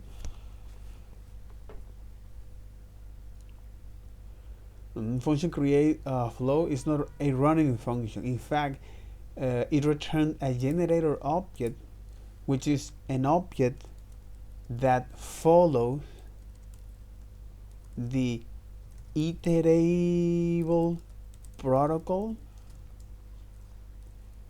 define the behavior. Okay, define the iterable behavior of this object.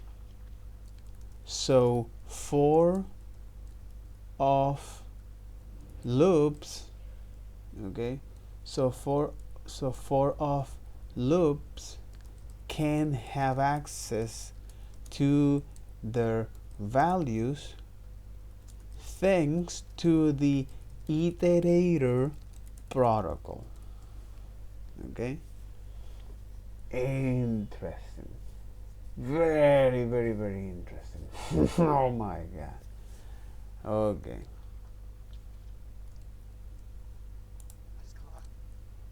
We're going to create an execution context with a method on it called next.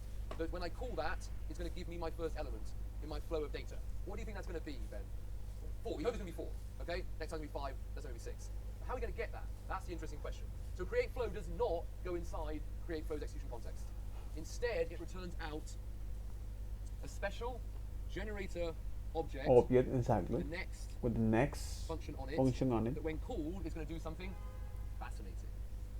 There it is with next as a function. Okay, that's been stored in return next element. So now return next element has a next method on it because it was the output of running create flow. But we've now finished this call to create flow. So now our next line of code says that it was the output of running create flow function. What do you think that's call to create flow? The person. Okay, that's been call to create flow. So now our next line of code says to do what? It's going to be yeah. You're getting too complacent about your. Oh yeah, we're just declaring it in memory again. Yeah. You're getting too complacent about your important responsibility. We're declaring what? We're declaring the content element 1. Excellent. Thank you. The person. Okay, that's been stored in return next element. So now return next element has a next method on it because it was the output of running create flow. But we've now finished this call to create flow.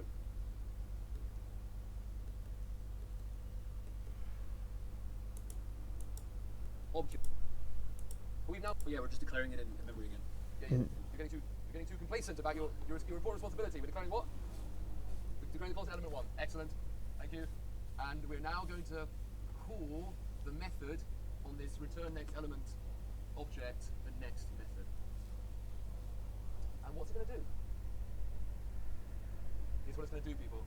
It's going to create a run. Because after all, this is a function. It's going to create a new execution context. We'll begin execution. It's going to open the execution context of create flow.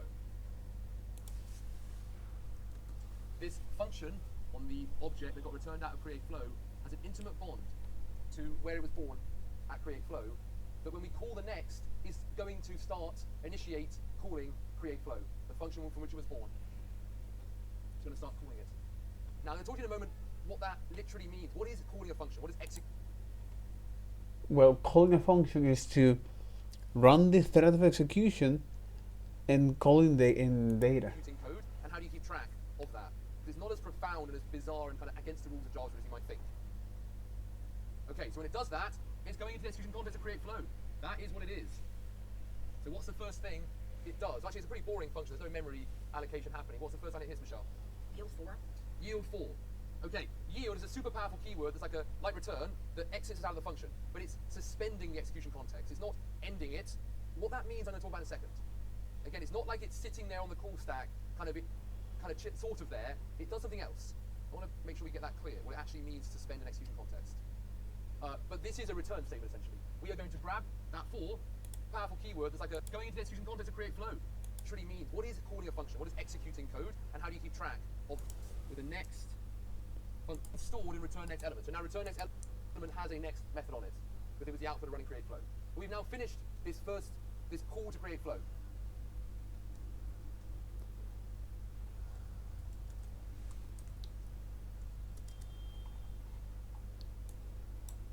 Okay.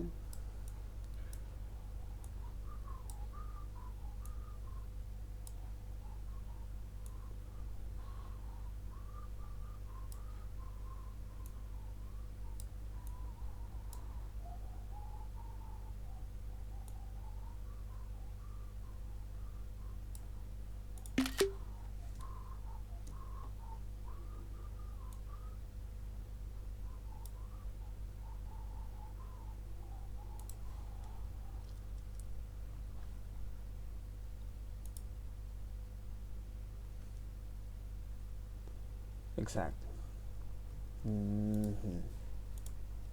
So now our next line of code says to do what? It's got to be only one person. Update, but there's a like return that exits out of the function, but it's suspending the execution context. It's not ending it. What that means, I'm going to talk about in a second. Again, it's not like it's sitting there on the call stack, sort of there. It does something else. I want to make sure we get that clear, what it actually means to suspend an execution context. But this is a return statement, essentially. We are going to grab that 4, and we're going to return it, yield it, out as the output of our return next element .next call, which stimulated create flow to call. It hit the yield statement inside. That 4 is going to be not our output of create flow. That was create flow's never going to give an output again directly. It's only that return next element .next took us in here, and the yielded result is then the output of that statement we just called return next element .next. Actually, I might do a dotted kind of line here to show that create flow is kicked off. So this is an output of return next element .next, which is 4, and that's going to be assigned where, Blessing? To element 1. Excellent. There it is in element 1. Beautiful. Crazy. I'll say this: we've ended up here with our flow of data to the first element from it. Very nice. Right now, we're going to see that it doesn't feel that much different. Like we've got 4, 5, 6. But in a moment, we're going to see we can dynamically control what our flow of data comprises. This is just code now. We can set what our data flow comprises. All right. So, next line of code, Alec. We're back out to global. Oh, I should say, sorry. We've paused. I don't like the term pause, but we suspended, we put on hold the execution context here. What that actually means, I might as well say now, what that actually means is, no, I'm going to say it on the next slide. So for now, okay, Alec, we come back out to our global execution context where we hit the declaration of what? 1 and 2. Yep. Which is going to be the output of return next element .next. Correct, but a weird type of output, right? The output of return next element .next is not going to be the conventional sense. It's going to take us back into create flow. Whatever yields next is going to be the output of return next element .next. Exactly. So let's do it. He's gonna take back. He's gonna take back on the create. He's gonna take back on the functions next, which will take here. In here, where we hit what line, Alec? Yield 5. Yield 5, and that 5 is then going to be our output of this statement, or exit this expression, return next element dot next, which is being Exactly. From this expression. Level 5. And we saw that where, Alec? Element 2. Element 2. Look at this. Our flow is coming. It's really nice. Our flow is forming. We call return next element dot next one more time. It's going to give us out 6. We return it one more time. It's going to give us out undefined. But so first thing to say, we now get to produce our flows using a function. Well, what that allows us to do is dynamically set what data flows out to us when we turn on the tap and give ourselves the next element. When we turn on the tap and give ourselves the next element. We can dynamically set that with code. We can even, we're going to see down here, set it from outside. We can sort of return back in the execution context with new data to determine what the next result of our flow of data is going to be, the next element from our flows. We get complete control over what the next element in our flow is going to be. Unlike when we built them using a baseline array, 4, 5, 6, that was set. We couldn't control that. We couldn't have logic determining what the later elements would be. That was just, it was what it was. Now we're going to get to control what the later elements are going to be. It's going to require some really precise thinking to follow though, because it has a behavior that does feel weird. It's actually not crazy, but it does feel weird. Okay, so we're going to clear this code and go through this line by line, what we have up here. And then we'll do thumbs. I don't think there's much point doing thumbs before we get this dynamic peak. We can dynamically set that in a sense. It's going to take us back into create flow. But in a moment we're going to see, it's going to be assigned where, Blessing? To element 1. To element 1. Excellent, there it is in element 1. Beautiful. Very easy. I'll say this, we've ended up here with, nice, we've got 4 or 5 comprises. So, we're back out to global, oh I should say, sorry. We've paused, I don't like the term pause, but we suspended, we put on hold the execution context here. Exactly.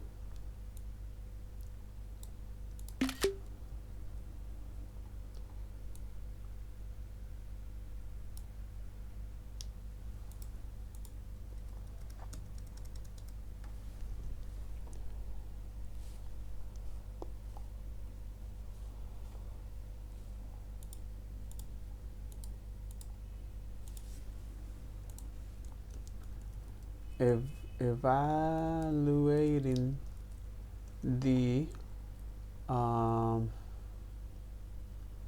cons element.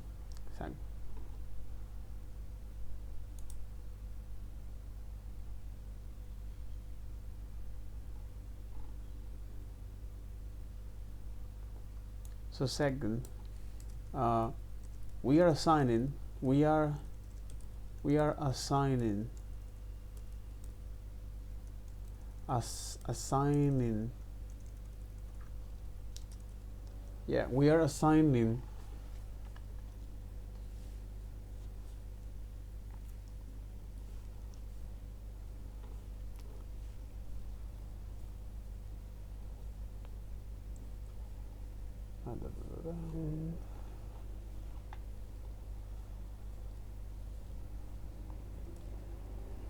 exactly.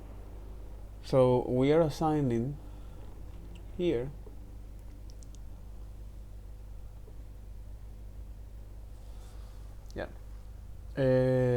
we are assigning is the we're assigning to return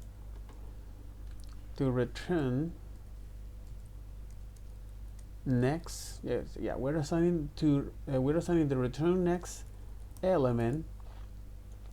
Okay, so we're assigning to return next element cons. Okay, is the generator object from the create flow.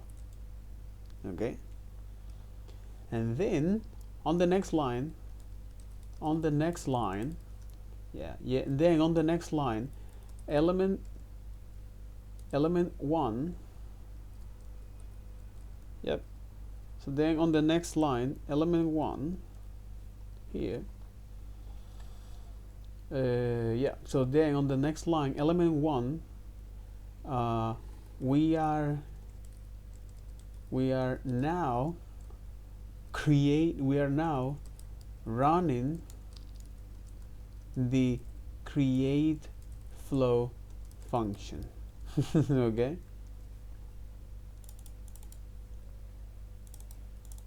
exactly. create flow function.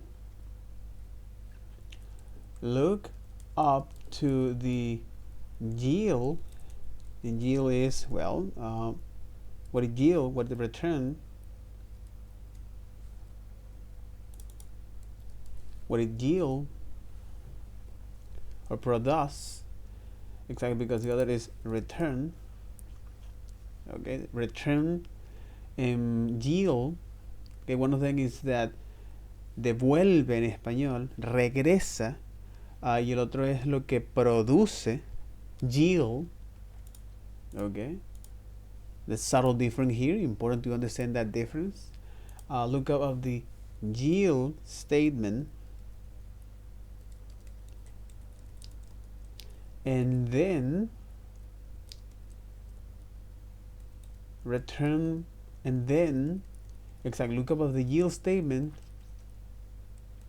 and pass it back to the element 1 with the value of 4.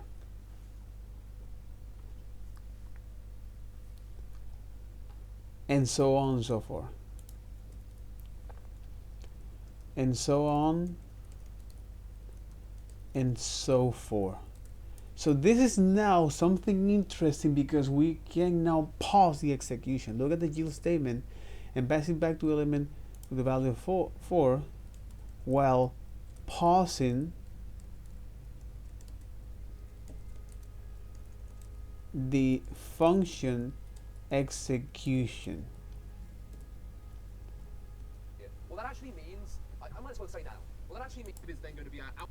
We can dynamically set that with code. We can even, we're going to see. Because now with yield, we can say, hey, yield is going to now return, is going to produce. Because remember that at the end of the day, the entire reason of looking at the generators and the iterator is that look at how can we have access to all of these elements as flow of data, sequence of data, and then how we can produce or yield this sequence of data. And that's to me quite interesting. Down here, set it from outside. We can sort of return back in the execution context with new data to determine what the next result of our flow of data is going to be, the next element from our flows. We get complete control over what the next element in our flow is going to be. Unlike when we built them using a baseline array, 4, 5, 6, that was set. We couldn't control that. We couldn't have logic determining what the later elements would be. That was just, it was what it was. Now we're going to get to control what the later elements are going to be. It's going to require some really precise thinking to follow, though, because it has. Now we can precise to produce data and require to us to precisely precise Jesus and require for us to precisely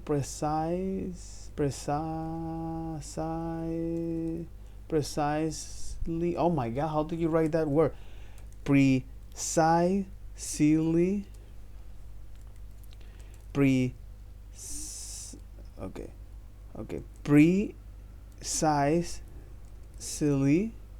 okay, and require for us to precisely, I better use this word. Has a behavior that does feel weird. It's actually not crazy, but it does feel weird. Okay, so we're exactly, but we have to require us to be precisely of the behavior we want to yield. Again, this is a new way of how you can yield, produce sequence of data and have control about clear this this code and go using is the yield keyword.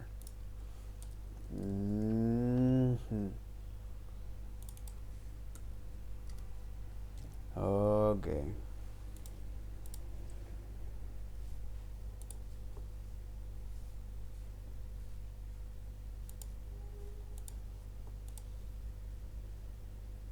Okay. line by line what we have up here.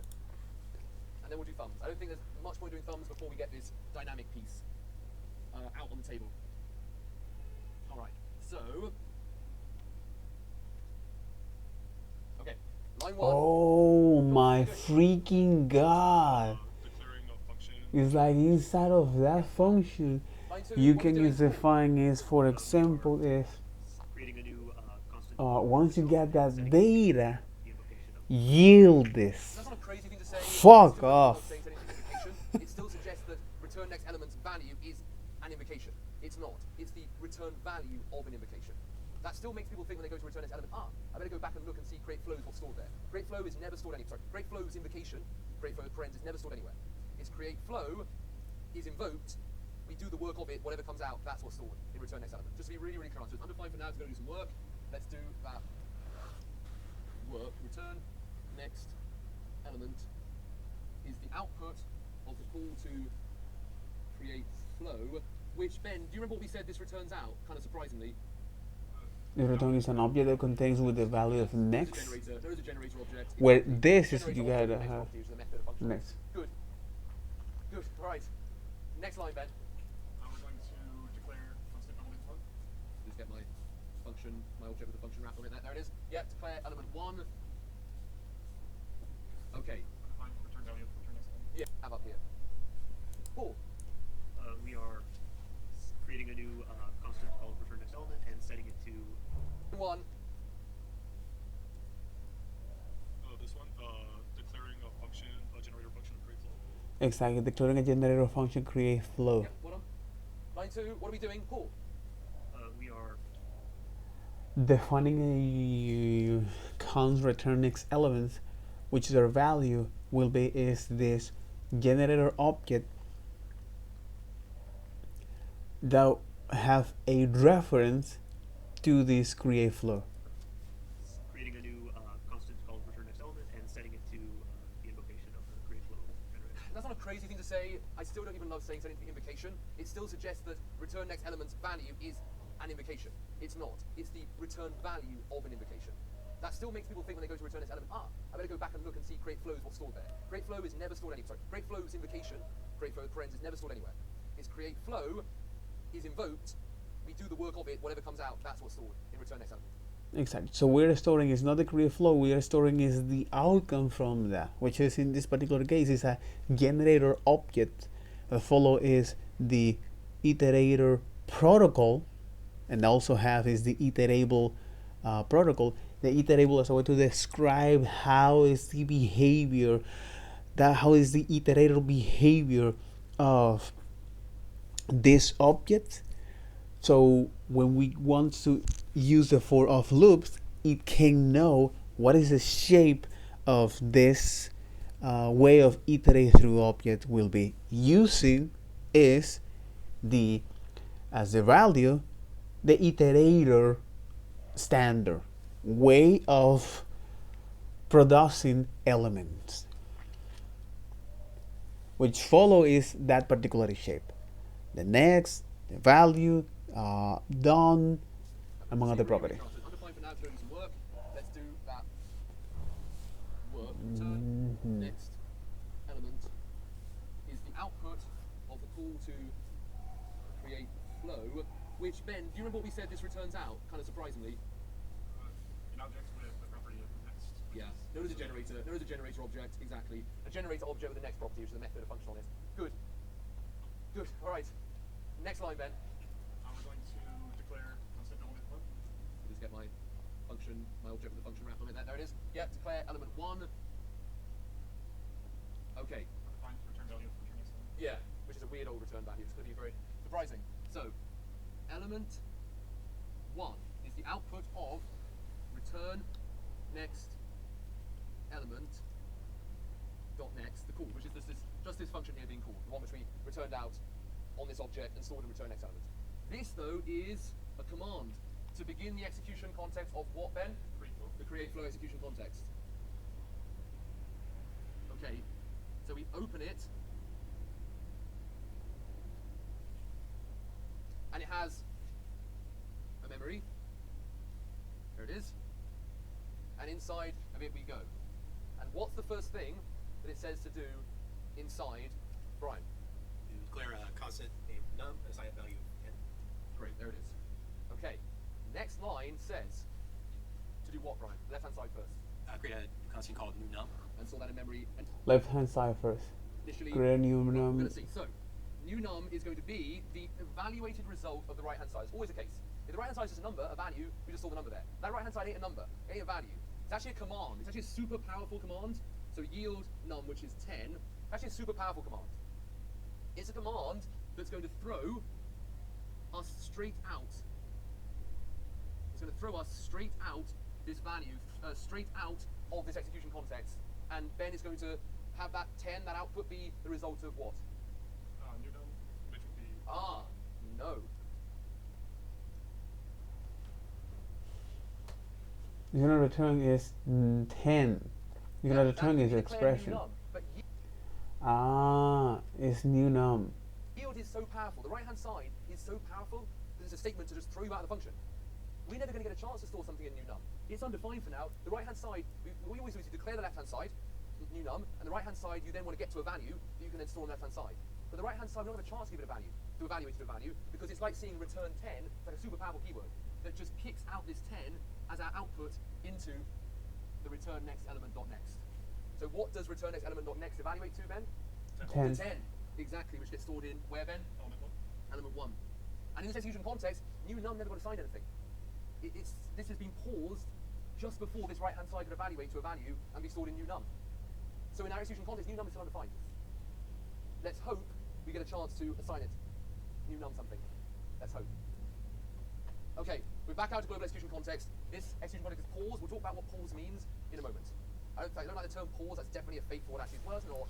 But what does it mean to pause a function? What is an execution context? Let's give you a preview. Execution context is just state, memory, and what line of And what line of code it is. Yep. This is what the execution context is also all about. Is which state do I have? Okay, which local data variable I have, and the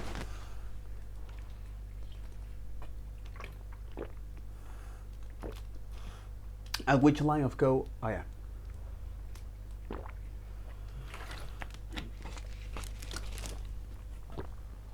am I currently on? What position? I know it is. And the thread is actually in it, as opposed to not in it. And the thread has the function line has control over the thread. Other than that, that's all it is. Positioning, the code, and a memory. That ain't that hard to say in the next function. Or sorry, it's attached to the next function. That's all a pause execution context is. It's the closure, the backpack, but now also the position in the function's execution. So we can come back and continue running. That's all we're going to say. We'll talk about that in more detail in a moment. But for now, we're back out to global where, Alec, what's our next line? This was our previous global line. What's our next line of global code? Define element 2. Excellent, give me a second. Element 2 is going to be return value of calling return next element dot next and passing in 2.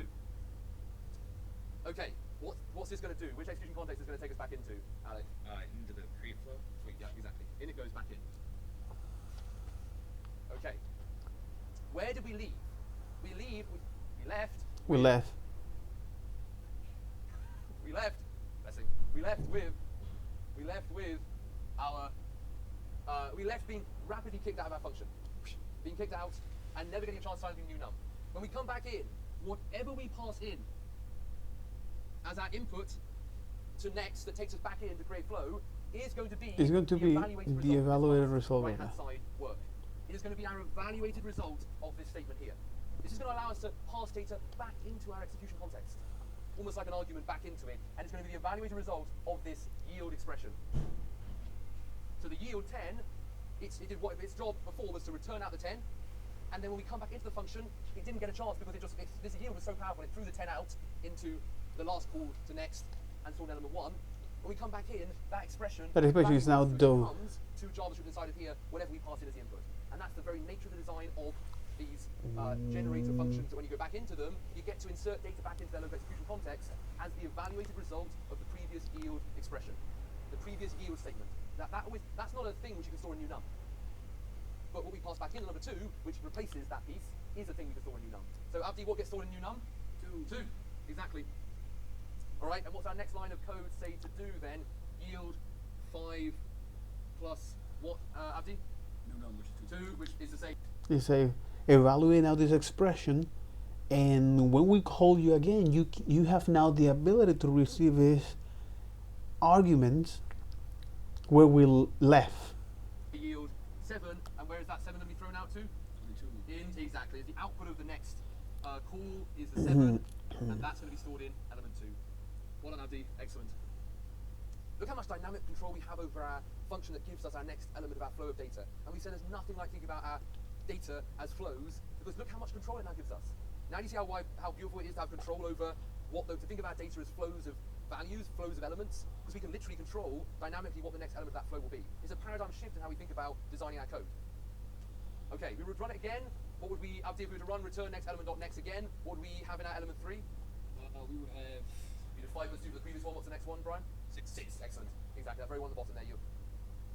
We now have flows of data that we can switch on when we call the next function to get the next element. Switch on, call the next function to get the next element. We have flows of data that we get to control every element of them with actual code. It's very beautiful. All right. We're going to have thumbs on this, and the moment we're going to discover that this pseudo pausing. Oh, let's just say how it's therefore stored. We're therefore storing on the next call, our next function, we're storing our execution context before we return back into it. To resume it is not being. This is not staying on the call stack. I think doesn't make sense to. But we hold on to it with 2 pieces of information. One, our backpack of data. Our backpack of data with num is 10, new num. We're just seeing a 2, closure. plus our position in the function, in the generator function, the line number, and the position in code, which is, I think it's stored square bracket, generator, or square. I think that portion is a story on the generator body.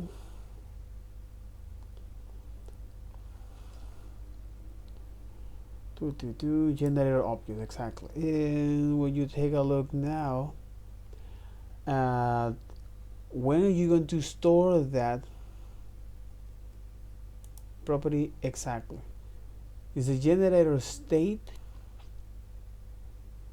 generator context, the execution context that is used when the executing the code of this generator, and the generator brand. A stream of empty, a string or empty, a brand used to distinguish different kind of generators.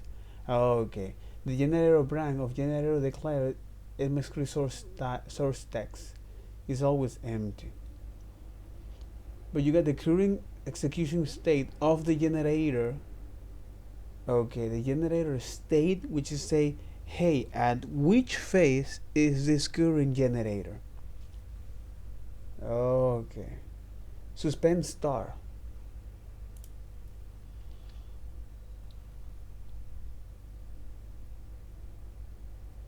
Generator instance inherit the property from the generator prototype. So far so good, no problem. Okay. At the generator star and that kind of thing.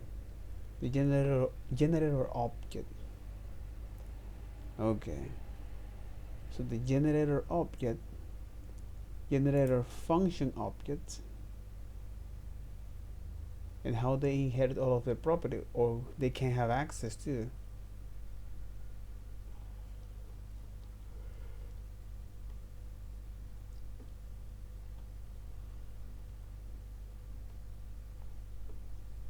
And the generator function.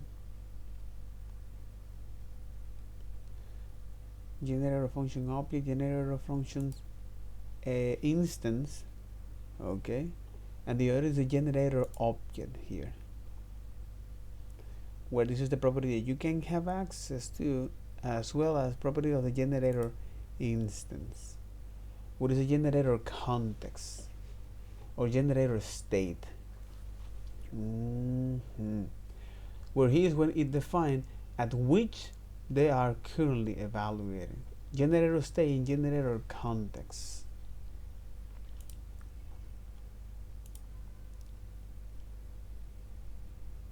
generator star, this is abstract operations. Okay, generator star, generator validate, resume abort.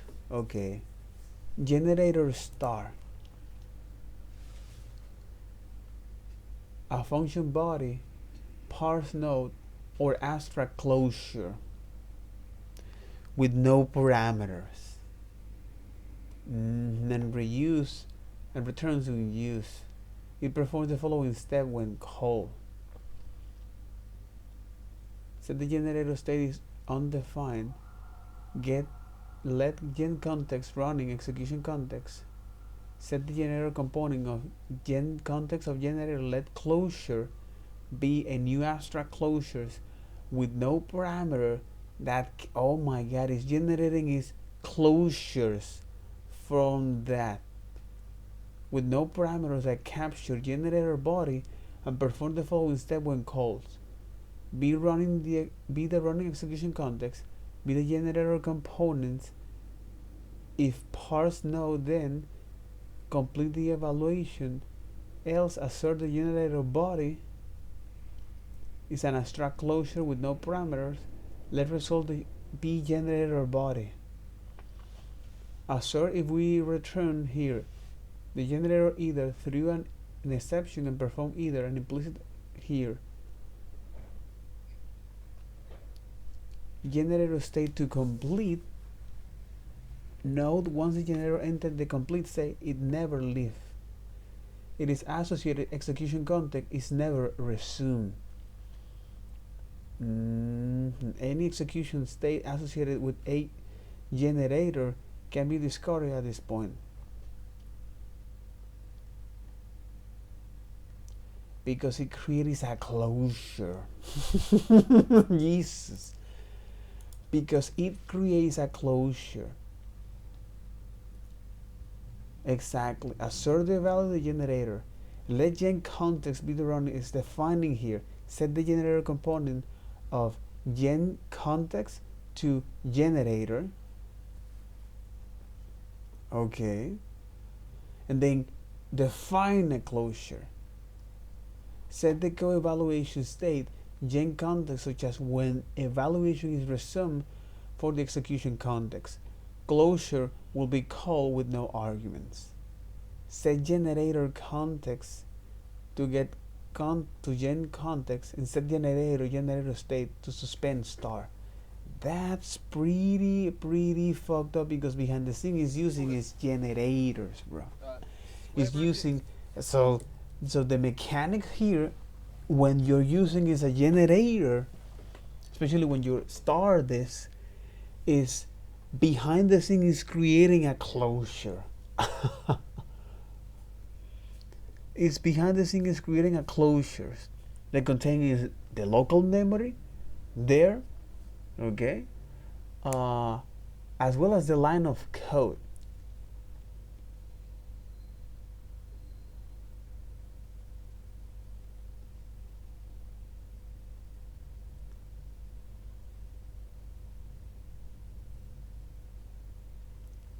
So it's like creating is a closure that save is the data, and it's creating as a closure that save a parse node.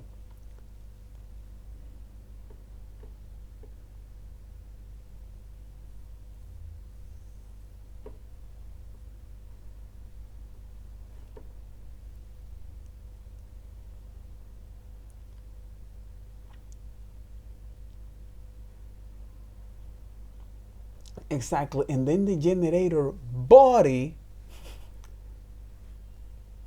which is a function, personal or abstract, I'm going to now the function itself, I'm going to assert. When they say assert is a step that begins with assert an invariant condition of its algorithm. Such assertions are used to make explicit algorithm invariant that will otherwise be implicit. Such assertions are no additional semantic requirement and hence need not to be checked by an implementation. They are used simply to clarify algorithm. Algorithm step may declare name alias for any value used the form.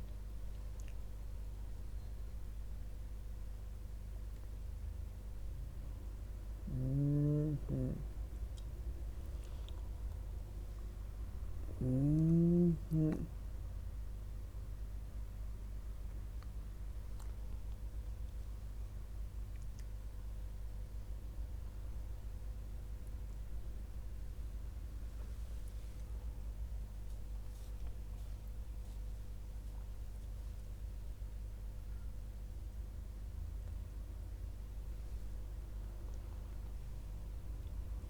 Let closure be a new abstract closures with no parameter that capture the generator body and perform the following step when called. It's now not only holding is the running execution context, which is the variable, but also is the function itself as a way to create an abstract closure with no parameters. God damn, it's creating closures of the data of the variable environment as well as creating a closure of the function itself.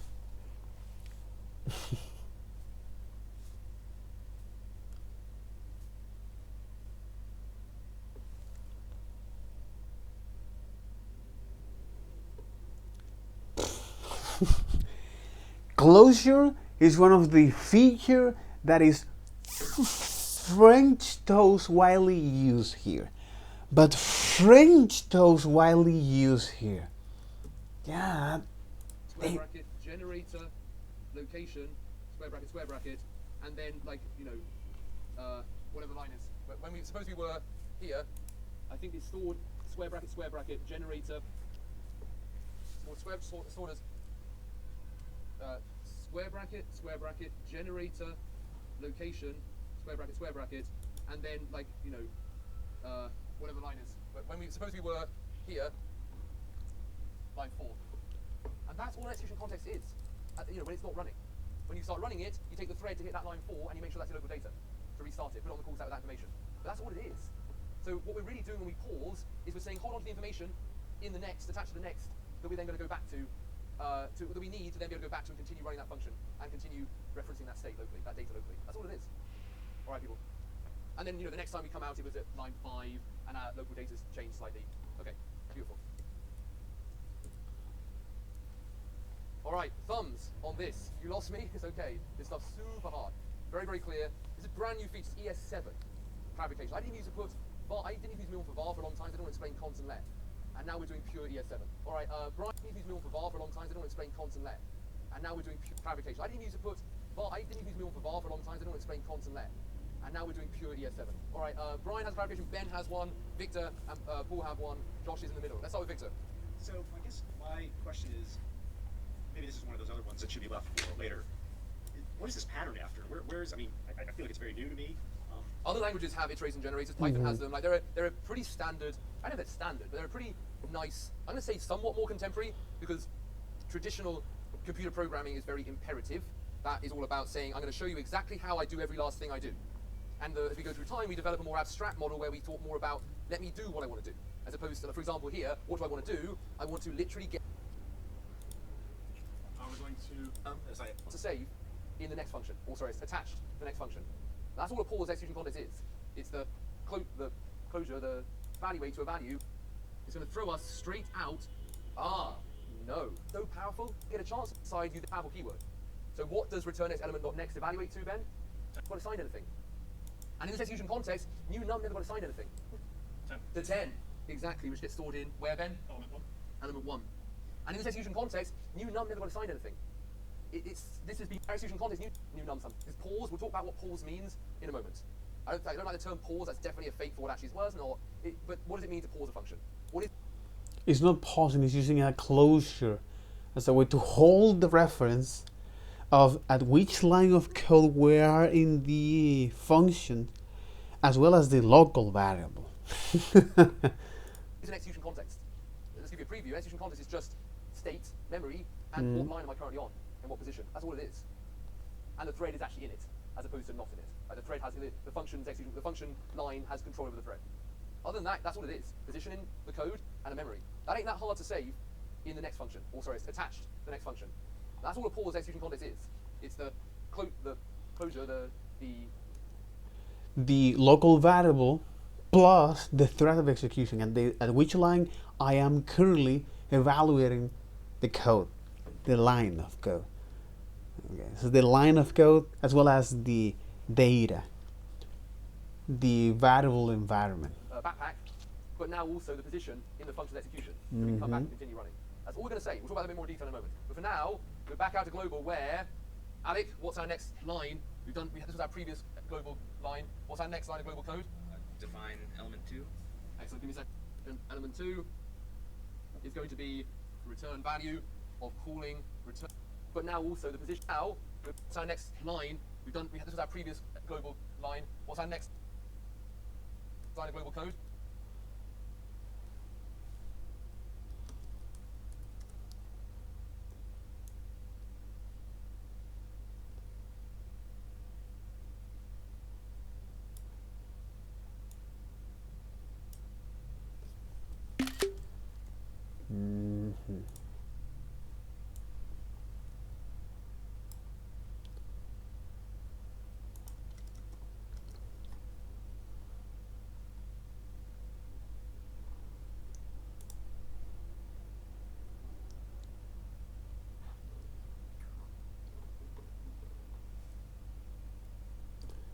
Exactly, because now we're evaluating is this.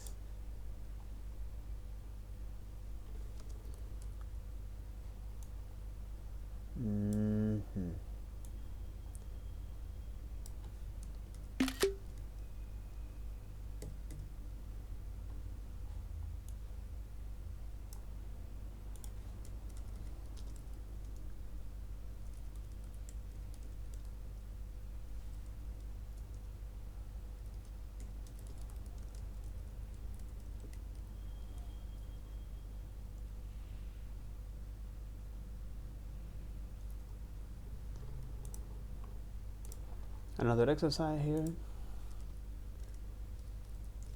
Evaluating the element 1 statement.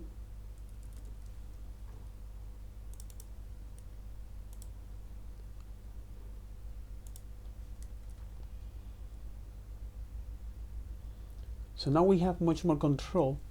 So now we can see that we can have much more control over which data we are producing. Okay, so which data we are producing.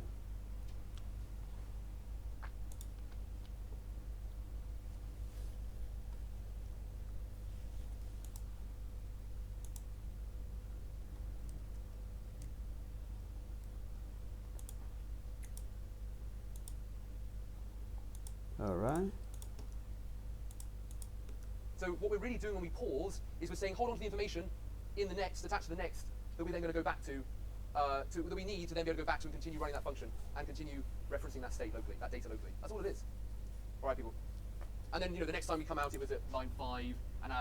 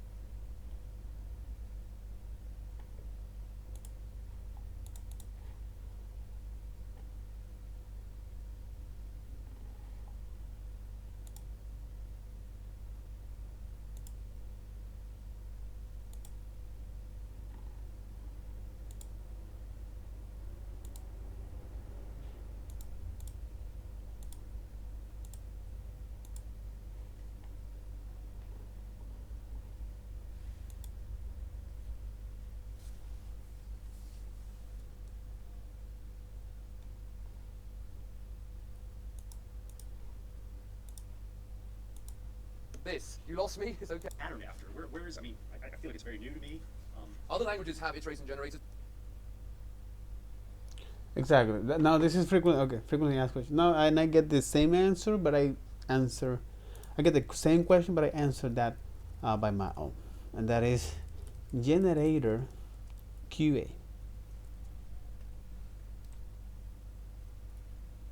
Now generator here.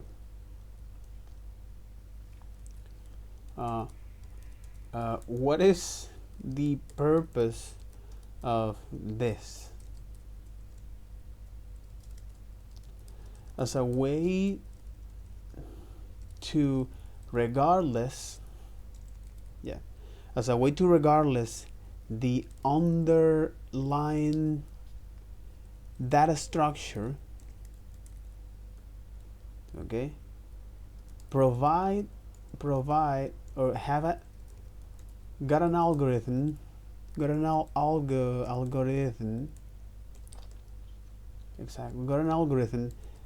exactly.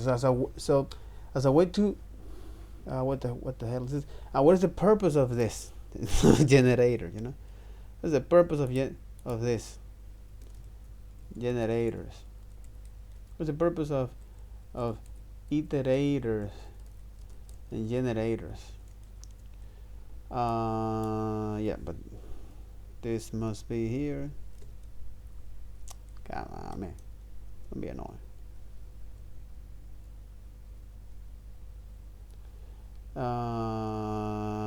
Yes, this one. As a way to, but why do you do that? Come on, man. Enough. Oh my god, for real? Ooh, get the fuck out of here.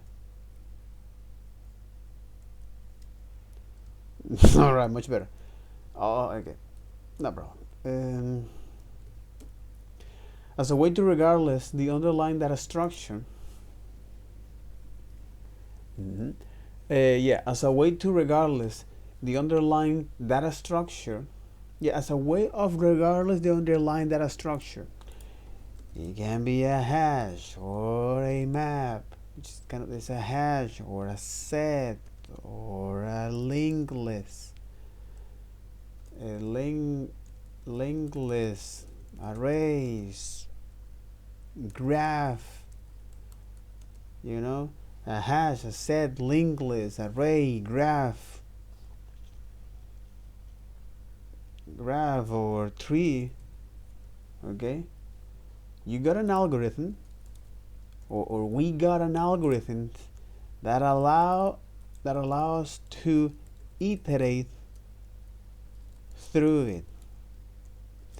This is one with iterators. Okay, the iterators. Python has them. Like they're a pretty standard. I don't know if they're standard, but they're a pretty nice. I'm going to say somewhat more contemporary, because traditional computer programming is very imperative. That is all about saying, I'm going to show you exactly how I do every last thing I do. And as we go through time, we develop a more abstract model where we talk more about, let me do what I want to do. Okay. So because now in computer science, we traditionally are more imperative. Okay, we traditionally are more imperative when we write our code. Okay, so we explicitly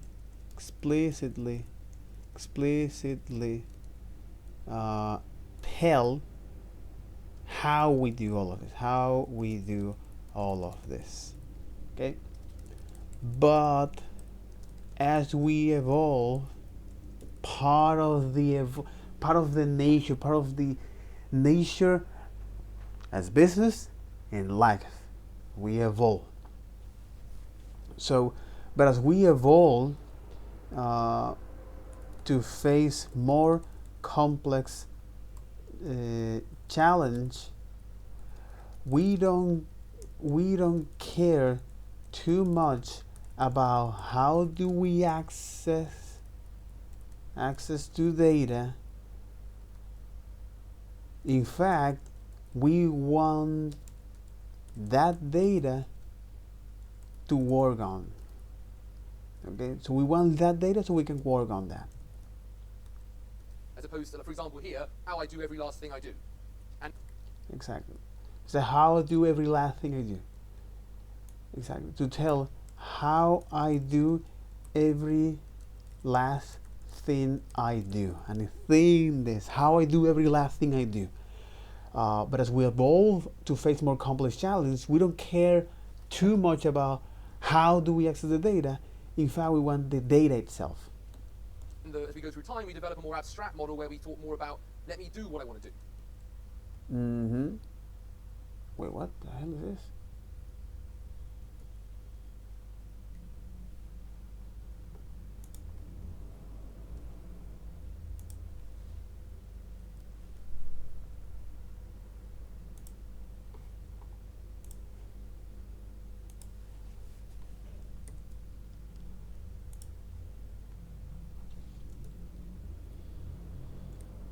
Mm-hmm.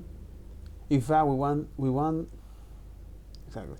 But as we evolve to face more to face more complex challenge, we define more abstractions about what we wanna do. Exactly. As opposed to, for example, here, what do I want to do? I want to literally get my next element one after another. That's a very, I'm not showing you how I'm getting it. Well, there's something similar here, but they're in Python, at least, and so they're not completely, by any means, new. Ben? So when we're returning from next, are we also returning done, false? So that Yeah. we know. Yeah. where the end is? So, Yeah. again, that's a very good clarification. Mm-hmm. Mm-hmm. Are we returning the done value in yield?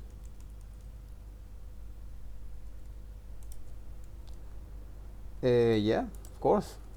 Because after all, anytime we have now these generators, which follow is the iterable protocol, which means that it describes how the iterable behavior will be. When you use that with a for of syntax, and now the way it's going to return that data is using the iterator protocol, which is a standard ways of produce sequence of data. So the shape of that will be is, well, the first sequence of data will contain is next, done, among other properties. The next element will contain the same. You have this standard way, so now the for of can consume that. And this is something that is not exclusively for JavaScript. It's also come from language like Python as well. So that's quite interesting. I simplified this slightly, or profoundly, from being the object that JavaScript's actually returning with a value 10 and done false to being the 10. But Ben adds a very important clarification here that's going to help with your familiarity when you see the actual code. We actually return out an object with the two properties. I mentioned that before, but again, it's just much more readable here for our purposes to say we return the value. We actually return value 10, done false. Okay, great question, Ben, or great helpful clarification. Cool. Note the penultimate yield waits for 5 plus nunum to evaluate before. Okay, great question, Ben, or great helpful clarification. Cool. Note the penultimate yield waits for 5 plus nunum to evaluate before suspending, right? It doesn't just return 5, it says, okay, add nunum to 5. Right, because the right-hand side is an expression for 5 plus nunum to evaluate before suspending, right? It doesn't just return 5, it says, okay, add nunum to 5. Right, because the right-hand side is an expression that can be evaluated before yield. Like, that's reasonable. Like a return statement would do the same thing. So that's my question, yeah, whether you can put a ternary in there, whether you can put an expression. You can treat it just like a return statement, yeah. It's before yield. Like, that's reasonable. Like a return statement would do the same thing. So that's my question, yeah, whether you can put a ternary in there, whether you can put an expression. You can treat it just like a return statement, yeah. Alec. Does the generator object only have the next property, or are there any other properties on it? Exactly. It has also another property. It's got a whole bunch of these built-in generator location. They're stored on the object. If we were to build this out ourselves, we'd probably store it. I suppose we could store it on the object. We'd want to store the cache of data though probably in the backpack, in the closure on the function. Only functions get backpacked. But the location position, I guess, could be easily stored on the object. This is actually a property not on next, it's a property on the object. So there's a whole bunch of properties on this object that come out. For example, like done, as well as throw. So you can take a look at that the spec. Generator location, actually scope is stored on the object, but it's only because under the hood it is. It must be still attached to the function if it's implementing closure itself, but it may be an internal feature of JavaScript, but it's stored as a square bracket scope property with that data, and it has a property called status suspended when it's not. Exactly, but here it doesn't tell you that. When you take a look now at this here, because now it's creating is that. Note, closure can contain use of the yield operations to yield an iterator result object. Let internal slot be generator state, generator content, and generator brand. And return the generator. Let generator be ordinary object, generator prototype, and internal slot. Generator the generator brand. Creating a create iterator from closure. No, but it's this. Create iterator from closure. Start, validate, resume abroad. Get generator kind, get generator yield. But is that on abroad completion, you perform the following step when called. Let generator kind be get generator kind. Get generator kind. It can be running execution context, doesn't have the generator component. Yield returns a normal completion containing a name-script language value or an abrupt completion. The yield value.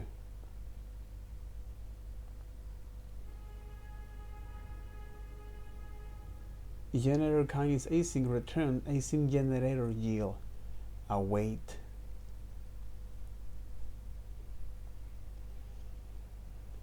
Create iterator from closures. It's interesting because it's generating is that. This is a generator object. Generator operation, start, validate, resumes, abrupt, that kind of thing.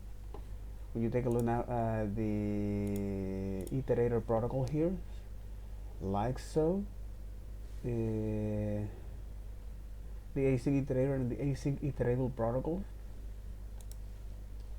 According to this, it returns you only this, the iterator. The iterator next, done, value, and return, as well as throw.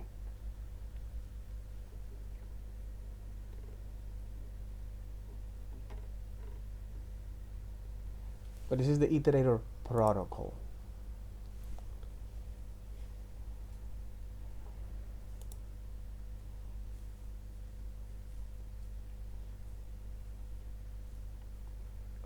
Property of the generator instance and generator abstract operations. And the yield here.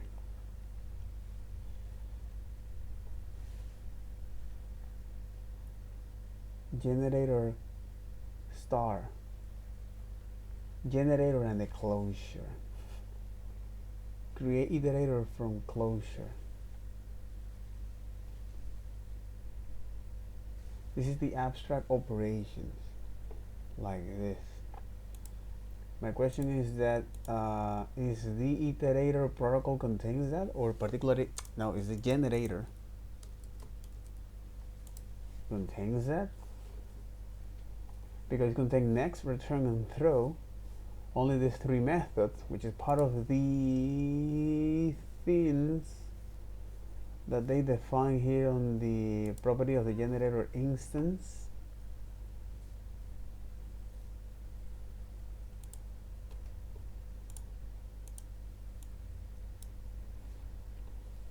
Instance methods,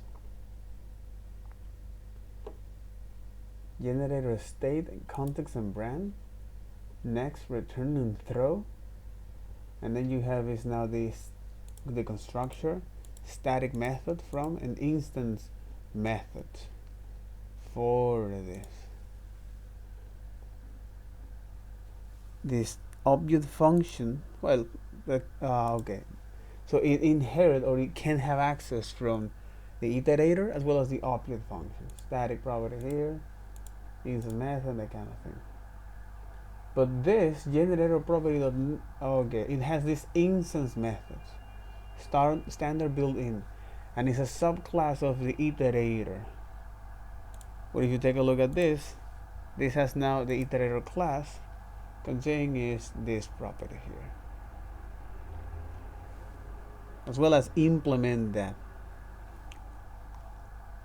And this is something. Okay.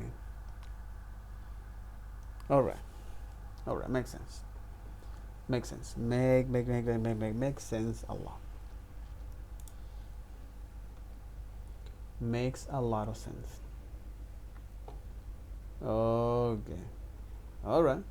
Okay. Executing. It has a property generator location itself, which refers to where is the generator defined in JavaScript. It has like 5 or 6 properties. Okay. Does it have throw on it too? It won't be on the object itself, but it could be on the prototype or the generator object type.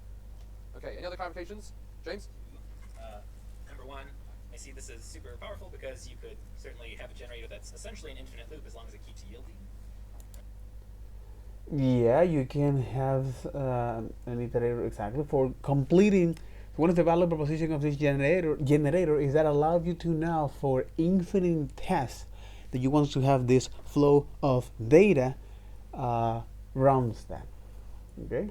Oh yeah, that's actually very, very true. That's one of the most powerful features of these. Yeah. Primes or Fibonacci calculations. What a great insight. Yes, absolutely. It's one of the most powerful things about this design. And number two, I assume the shortcoming here, which likely leads into the last topic, is this is synchronous code, however, right? Well, let's see in a moment what happens if we were to instead yield something that is an asynchronous task being set up.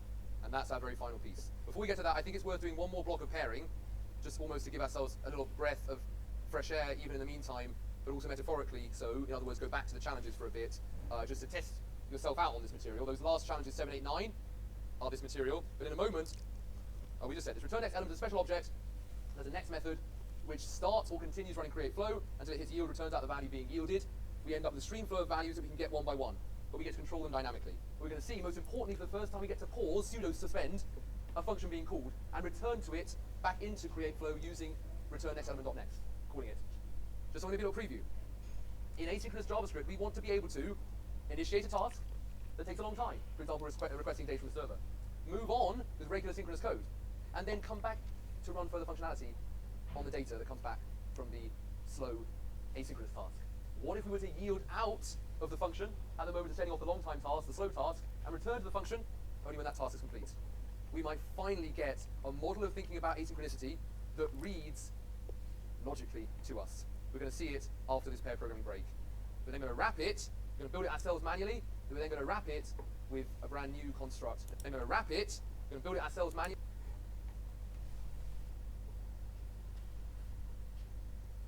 So yield this, and then you can have access to the data. So evaluate this, and return is a promise. Okay, so this promise that'll be under the value. Okay. We're then going to wrap it with a brand new construct known as async await. Right, people, here we go. Back to your pair programming. We'll reconvene in 10-15 minutes. All right. Return next element. All right. Okay. Cool. So that'll be all for this video. Take care. Bye bye.